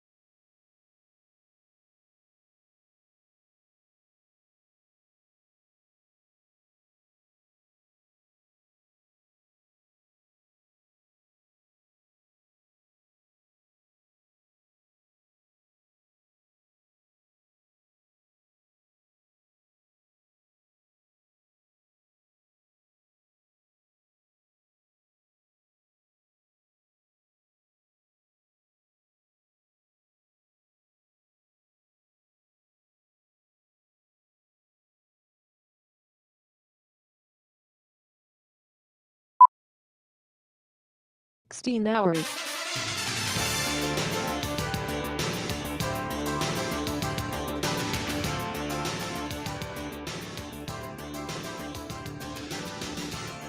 North to south, coast to coast, around the world.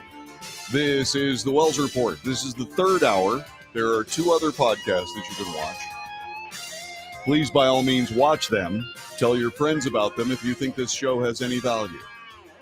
If this show survives, it's going to be because of you. So help if you think it's worth it. If you don't, no problem. I understand.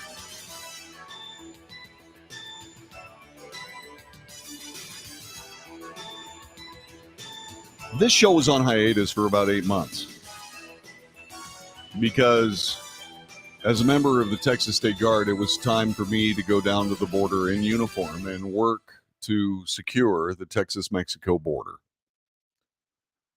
I bring this up every time I talk about my privilege of serving in the Texas State Guard. I want you to know that anything I say about the border, anything I say about any issues surrounding the border are my opinion and my opinion only, not that of the Texas Military Department and not the Texas State Guard. But unlike people that do this job and go down there for a few days, I've been down there almost a year. This is the second mission I've taken to do that job. I believe in it. I believe that the federal government of the United States, called by the Constitution to protect our borders, has failed.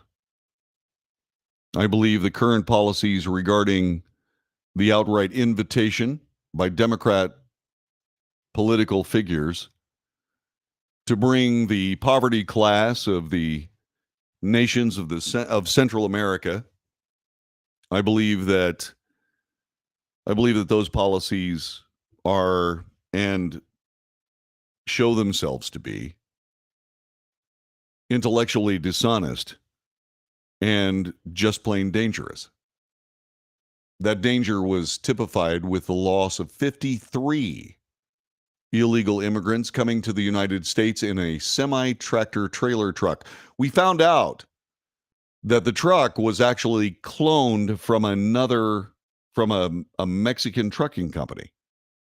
In other words, the truck looked exactly the same. It was a clone. We also found out today, I'm going to try to get through this without being emotional, but it's really difficult because I've seen the depravity of the people that bring these people to us. Their outright abuse of them. It's terrifying. It's depravity. That's all there is. Found out today that apparently before the smugglers left, they sprinkled barbecue steak spices over the bodies to keep the stench down. When I say depravity, I mean it. And that's just one ugly little detail about all of this. There's a guy down here who, in Texas, he's our lieutenant governor. He's Dan Patrick. Dan and I are friends. We are also colleagues in broadcasting. He was a broadcaster before he went to politics. And I appreciate most of what he does. I do. He also taught me the unbelievable harshness of Texas politics because he was hammered on erroneously by another pretty good lieutenant governor who, I don't know what happened, but he just lost it, I guess. It happens. Anyway, this on Fox, Texas Lieutenant Governor Dan Patrick slammed the Biden administration for lax border policies on Fox. He did that today. He called out Press Secretary Karine Jean-Pierre's flat-out lie the U.S. southern border is closed, and saying that the administration has a culture of death. Here's the quote. When I hear Jean-Pierre make that statement that the border is closed, I can't say anything other than this.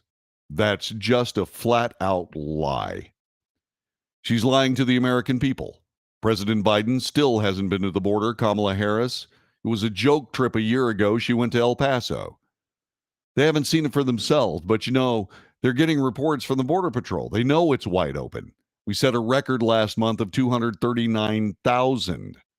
On the Texas border alone, some 270,000 people have been interdicted by the people that I call my brothers and sisters, the Texas National Guard and the Texas State Guard. There's another 50 or 60,000 gotaways, people that we can't catch. Then, of course, there are all the people that cross we don't see. I've said for years in my speeches, people should not have to come to America in the back of an 18-wheeler to die, baking to death in 100-plus degree Texas summer weather. And it's true. These people are the modern-day slaves. They are chattel to be traded by evil doers. And they are evil. And President Biden is making their business profitable and possible. And when you hear the rhetoric, the political rhetoric that every Biden policy results in death, at least when it comes to the border, it's completely true. Why would we keep electing people like this? Why would we keep electing people that just ignore the Constitution and its call to provide real borders for the United States of America? When I talk about that, yeah, it's easy to point at Democrats and say, ooh, ah, ooh, ah, they're just terrible people, blah, blah, blah, blah, blah. But there are Republicans there. Why hasn't there been a Republican plan put on the table to close this border? To close it. Not just stem the tide, but to close it. Why haven't we done that? So in other words, the political process is nourished by the same depravity. These people are not here to do jobs that Americans won't do. They're here to cast votes Americans won't cast. Because we are the only population on the planet that hasn't lived through totalitarian rule, and yet these politicians, both the ones that outright espouse totalitarian rule and an all-powerful federal government, are in many ways enabled and certainly left unhindered by those people who should be standing against it. And while we're talking about that, let's go ahead and talk about Senator Dick Durbin. This made me recoil. Senate Majority Whip Dick Durbin of Illinois said he hopes the deaths of 51 migrants, now 53 by the way, in a tractor trailer in Texas will prove to be an Uvalde moment for efforts to pass a broad immigration deal.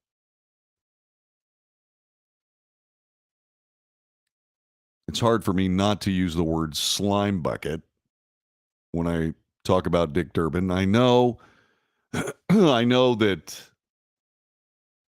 the people of Illinois trust and believe in him. They keep electing him over and over and over.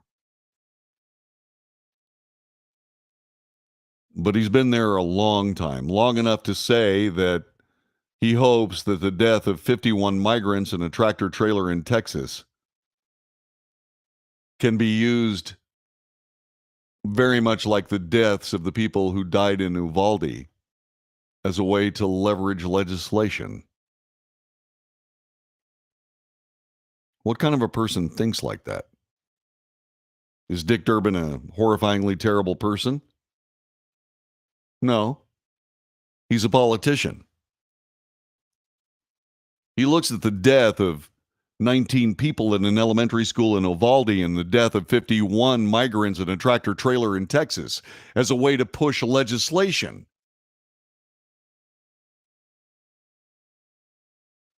Trotting over the bodies of each to try to push forward something that simply can't be done by these people.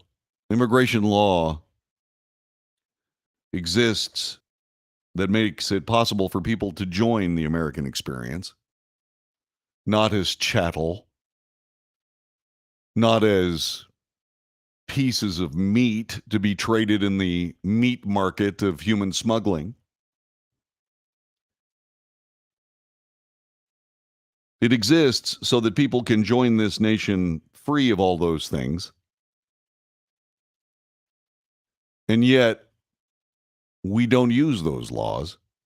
We ignore the Constitution that forces the use of those laws. In fact, we point at the people enforcing those laws and say they need to be disenfranchised. They need to be starved of the money required to do their job. They need to be put in harm's way without the resources to save themselves.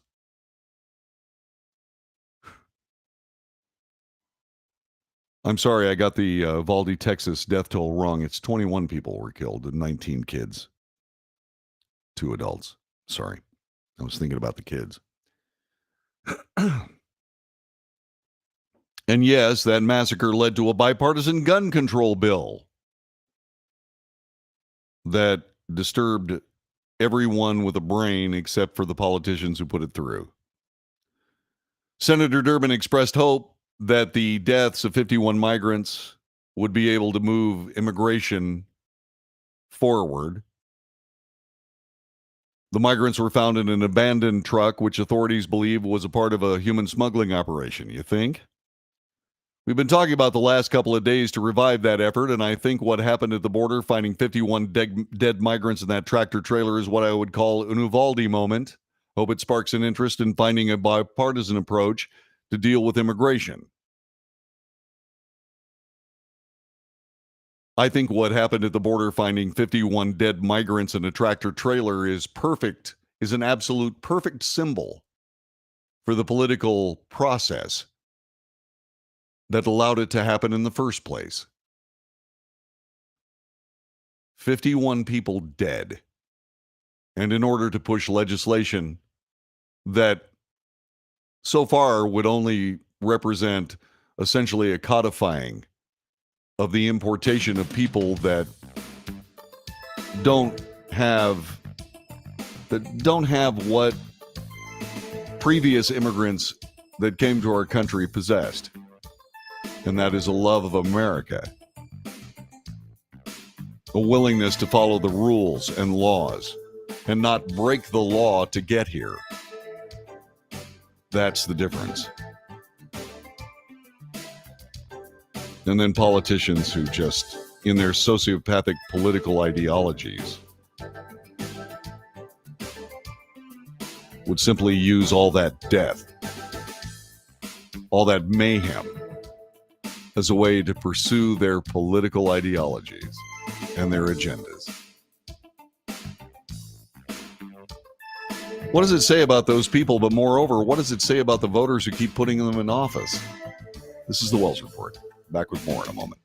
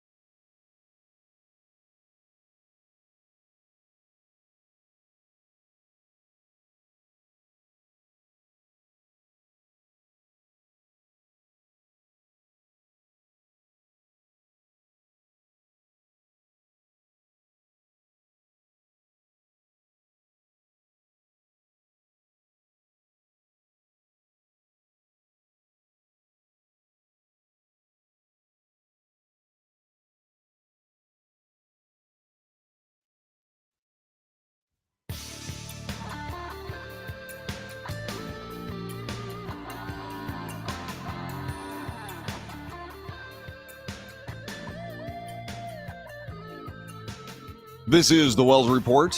I am John David Wells. Roe v. Wade turned aside by the Supreme Court, who said, this is not our job to create rights out of thin air. It's a legislative matter, either through outright lawmaking or an amendment to the Constitution of the United States. It was the correct decision. What was interesting about all this is that because of some dramatic malfeasance within the actual court family of the Supreme Court of the United States, we knew this decision was forthcoming. And what's interesting to me is how the political parties refuse to work for the people of the United States in favor of a political agenda. Some time ago, there was a president who wanted to have the federal government involved in our health care. The realities of the COVID-19 pandemic proved that that would have been disastrous because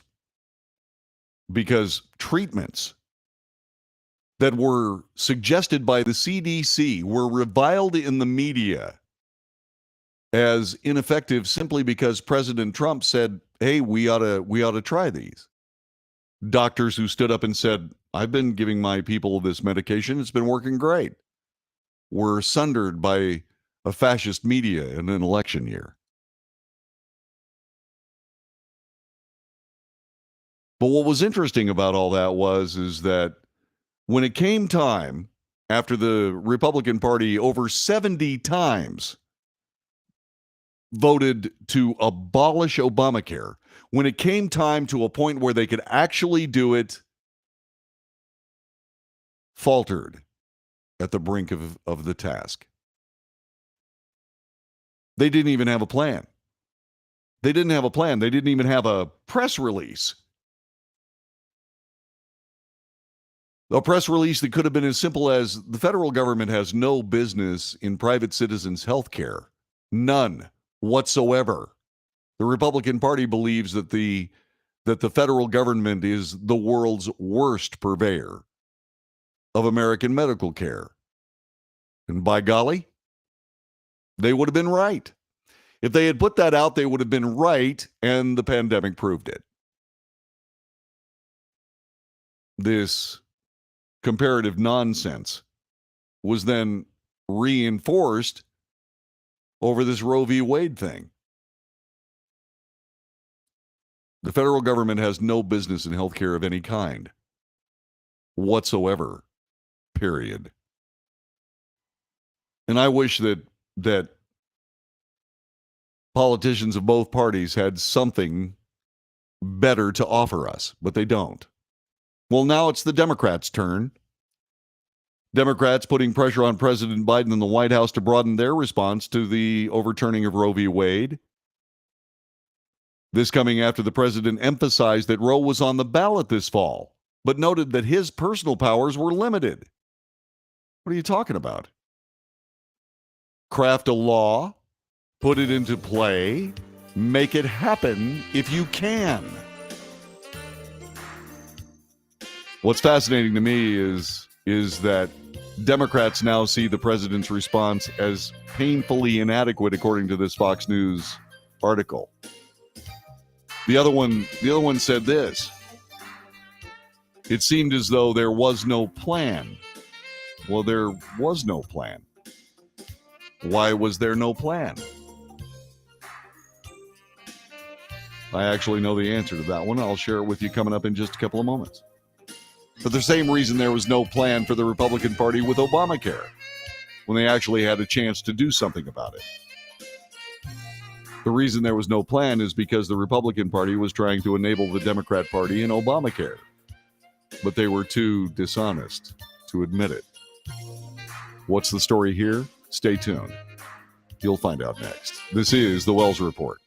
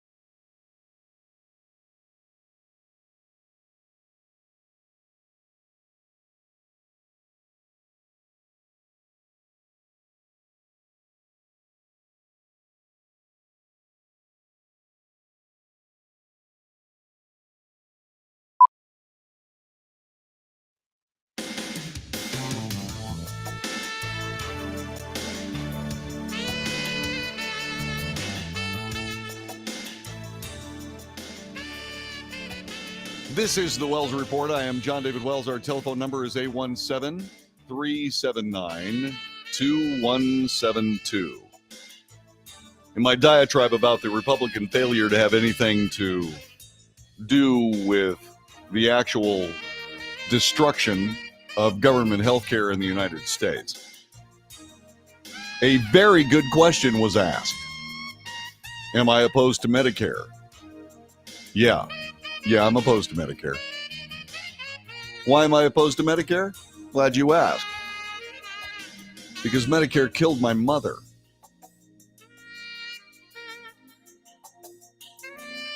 You see, Medicare, not a bad idea, I suppose. I mean, if you believe in things like Social Security, which is a disaster, and you believe in government healthcare programs, which are disasters. The idea that politicians could have anything to do with healthcare at any level is best borne out by Medicare, a program that almost provides healthcare for the nation's elderly. But you know what Medicare has a problem with is something called a donut hole, which is where all of a sudden your benefits cease for 30, 60, 90 days. And that means you got to make do with the medicine you have, which means you don't take the prescribed dose, you ration it. And that kind of idiot nonsense killed my mother. Well, she should have had a supplemental plan to fill that donut hole. Why didn't she do that? Because she couldn't afford to. That's why. It was awful. It was disgusting. No, Medicare is a mess. There's no other way to say it. So yeah, governmental health care, it's a disaster. But that's not what we're talking about. We're talking about the Democrat failure along the exact same lines. What I'm discovering is the Democrats have just as much propensity to ignore their voters as the Republican Party does to ignore theirs. The president is under fire for not having a plan, not having some way of codifying Roe v. Wade in what was a pretty easy decision to figure out was coming. Everybody knew that Roe v. Wade was unconstitutional. Anybody that could read the Constitution of the United States would know that a courtroom is not where rights are created. Constitutional amendments are where those are created. Yes, you don't have to have a constitutional amendment to have a federal law that makes abortion legal under certain circumstances. But what you have to do, if you're going to make that law, then you actually have to do a couple of different things. You have to specify what that law is supposed to be, what the parameters are. You have to specify those. And that's a tough political fight, and these people didn't have the stomach for it. They still don't. That's one decision. And by the way, it's not just Democrats, it's Republicans too. After decades of demagoguing the issue and bravely making standpoints pro-life or pro-choice and all that kind of stuff, when it finally came time for politicians to act, they refused to. They refused to. What they want to do is they'd rather have, again, I say this a lot on this broadcast, they'd rather have the issue than have a solution. If you believe America's women have lost their opportunity to have some kind of a freedom that is missing now in American society, pass a federal law. My personal idea? Get out there and do a constitutional amendment. While you're at it, add gay marriage to it and add interracial marriage to it. Do that. But then again, boy, you're going to have to earn your money, aren't you?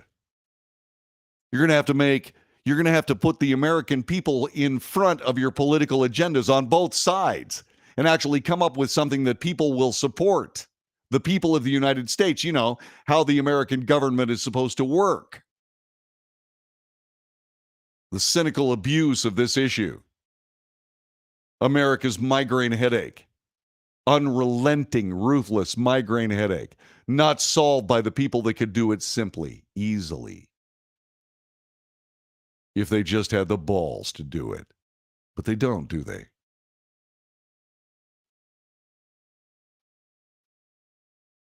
Do the work. That's what you're sent up there to do. Do the work. Fox News article continues. This is news reporting. It's not my opinion. The president delivered remarks from the Supreme Court after the Supreme Court made their decision. He called on Congress to restore the abortion protections that Roe allowed and urged protesters to remain peaceful. They did not remain peaceful. Therefore, we should impeach President Joe Biden, just like President Trump said, be peaceful. And they were not peaceful, so it's time to impeach Joe Biden, like right now. And then President Biden decided to try to pass the buck again, try to punt the issue from the courts, who shouldn't have decided it, to the people to decide it as a political measure. That's not the way it's supposed to work either. The Republicans and Democrats needed to get together and come up with something to be able to solve this deal one way or another. And they didn't do it. Too big a fight. They weren't equal to it. They shrank before the responsibilities. They should all be fired. I'm talking about Republicans and Democrats. Everybody ought to be fired in this. We have an election coming up. Do something.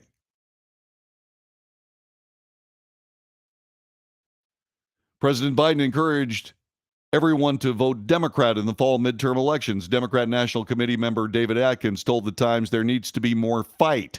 He said the celebration of the passage of the gun legislation by Democrat lawmakers was tone deaf. Correct. The New York Times reported that Democrats, including House Speaker Nancy Pelosi, sang God Bless America on the steps of the Capitol as many protested across the street at the Supreme Court. A strategist said of the moment outside the Capitol, that moment crystallized it perfectly. The Titanic is sinking, and the band is still playing. Max Berger, a progressive strategist, told the New York Times Pelosi and Biden have worked in these institutions, which he described as already having failed. They can't wrap their heads around the idea that they're collapsing. The election of Donald Trump should have given them another clue that their political ideologies and their political gamesmanship up on Capitol Hill was indeed collapsing. A guy who would never run for anything in his life gets elected to the presidency of the United States. Why? Because politicians can't handle their jobs. That's why. If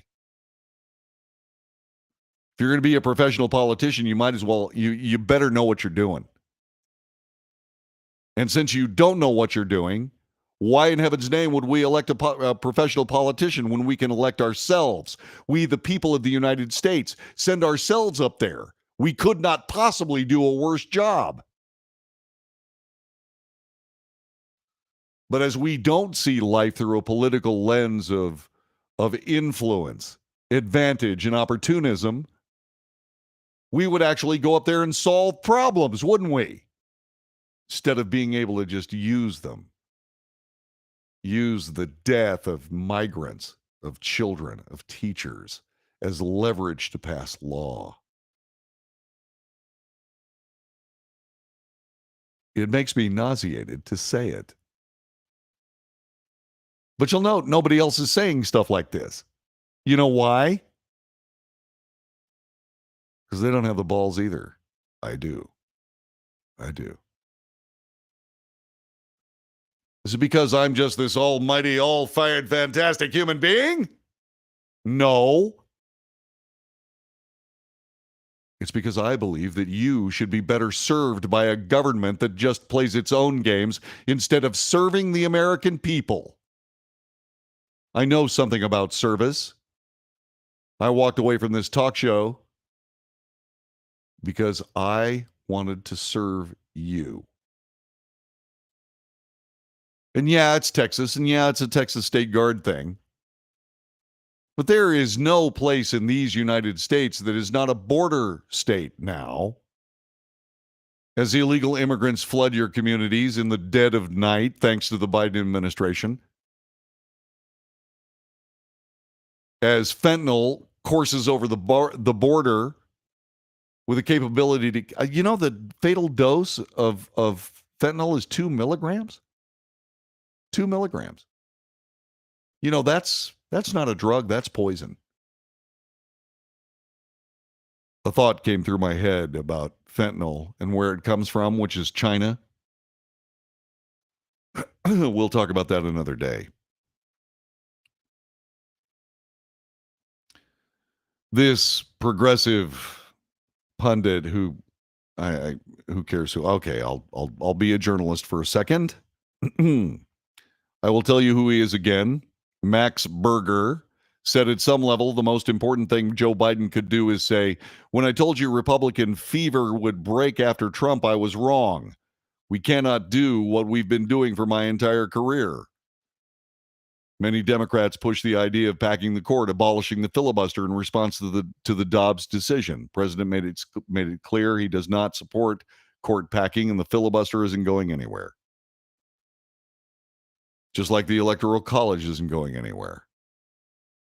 Because people in Wyoming have just as much right to declare who the president of the United States is as the mob in New York City, since there are more people living in New York City than live in Wyoming. It's absolutely ridiculous. The fallout. The backlash. The failure of American politics. The failure of American politicians. The failure of we, the people, to realize that our government serves itself instead of serving us. The government of the United States should operate in the interests of the American people instead of operating in spite of us. Why do we let it happen? Why are we on the brink of letting it happen again?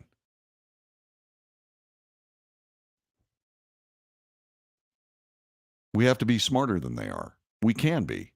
All we have to do is actually stop fighting with each other, stop being distracted by the arguments, and start being conscious of what it means to be American. Cornell University, supposedly an institution of higher learning. I don't know what they mean by the word higher. I'm thinking that it's a drug-induced craze at this point, decided to remove Abraham Lincoln's bust from one of the edifices on that campus and the removal of the Gettysburg Address because somebody complained. Complained about the Gettysburg Address? Complained about Abraham Lincoln? Seriously?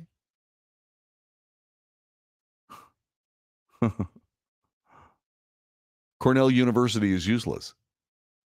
Cornell University is now a seat of leftist, progressive, socialist, anti-American fanaticism and fascism. Why would you send your kids there?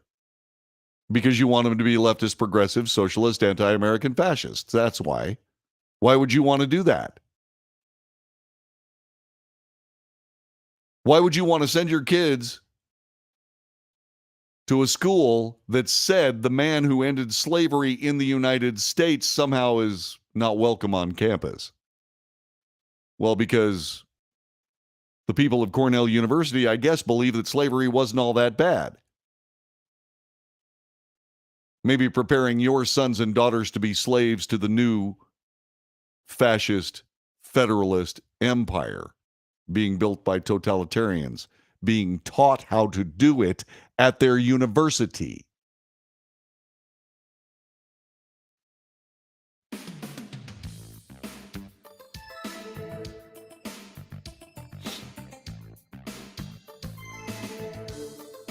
Cornell's not alone. There are plenty of other campuses just like Cornell, equally willing to destroy America because they think it's a good idea. They've been so busy crapping on America in classrooms, they've forgotten how to survive and even succeed in America in actual professional pursuit. So busy promoting all of these laws that make success impossible. Because success isn't, the government wants you to have success that empowers them as opposed to empowers you. Go out there and work your butt off and send us all your money, and we'll take care of you. This is the Wells Report. Back in a moment.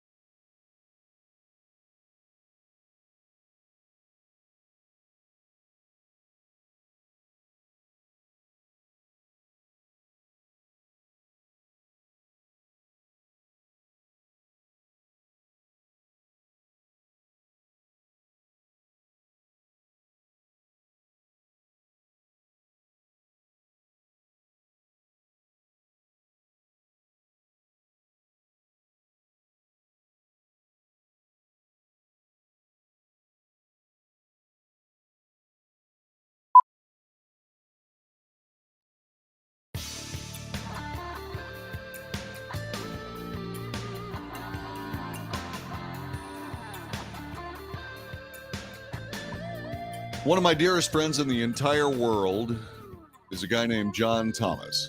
He lives in Slidell, Louisiana, which is just outside New Orleans. Johnny and I were both drummers. He and I would set up our drum sets together and we'd play. John was and is a Renaissance man. He always was. Even when he was 12, 13, 14 years old, he was already there. Man about town, symphonic percussionist, followed in his footsteps. I am the world's worst symphonic percussionist. But I'm able to get jobs, which is the craziest thing. Anyway.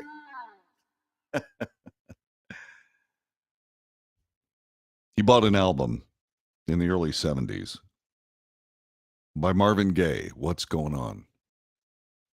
The title song talked about the Vietnam War. And in that song, one of the words was, "We don't need to escalate." Escalation in the Vietnam War, we kept pouring more and more troops into a war to prove that communism was bad and that freedom and liberty was better, and we killed them into believing it, or tried to. We lost 58,000 troops. Their names are on a wall in Washington, D.C. Hundreds of thousands wounded. It was worse for the North Vietnamese. 600,000 combat deaths, and everybody else was wounded. We just got finished fighting a 20-year war in Afghanistan. The American military far, far better than we were in the Vietnam era. We fought twice as long and had 10% of the combat deaths. It's quite an achievement.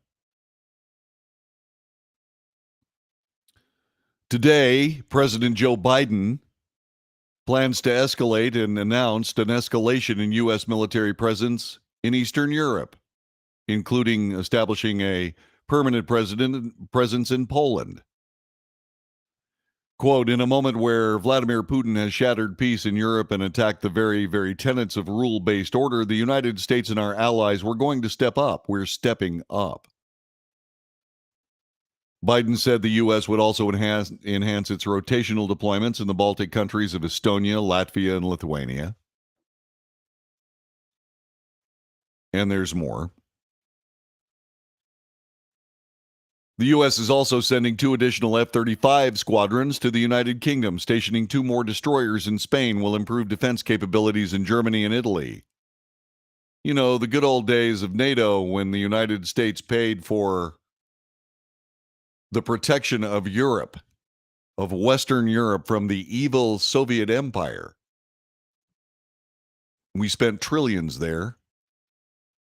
And then when President Trump said, "Hey, you know, you guys owe us some NATO dues," he was roundly criticized by these very same people as saying, "My God, what an affront to our valued and beloved allies."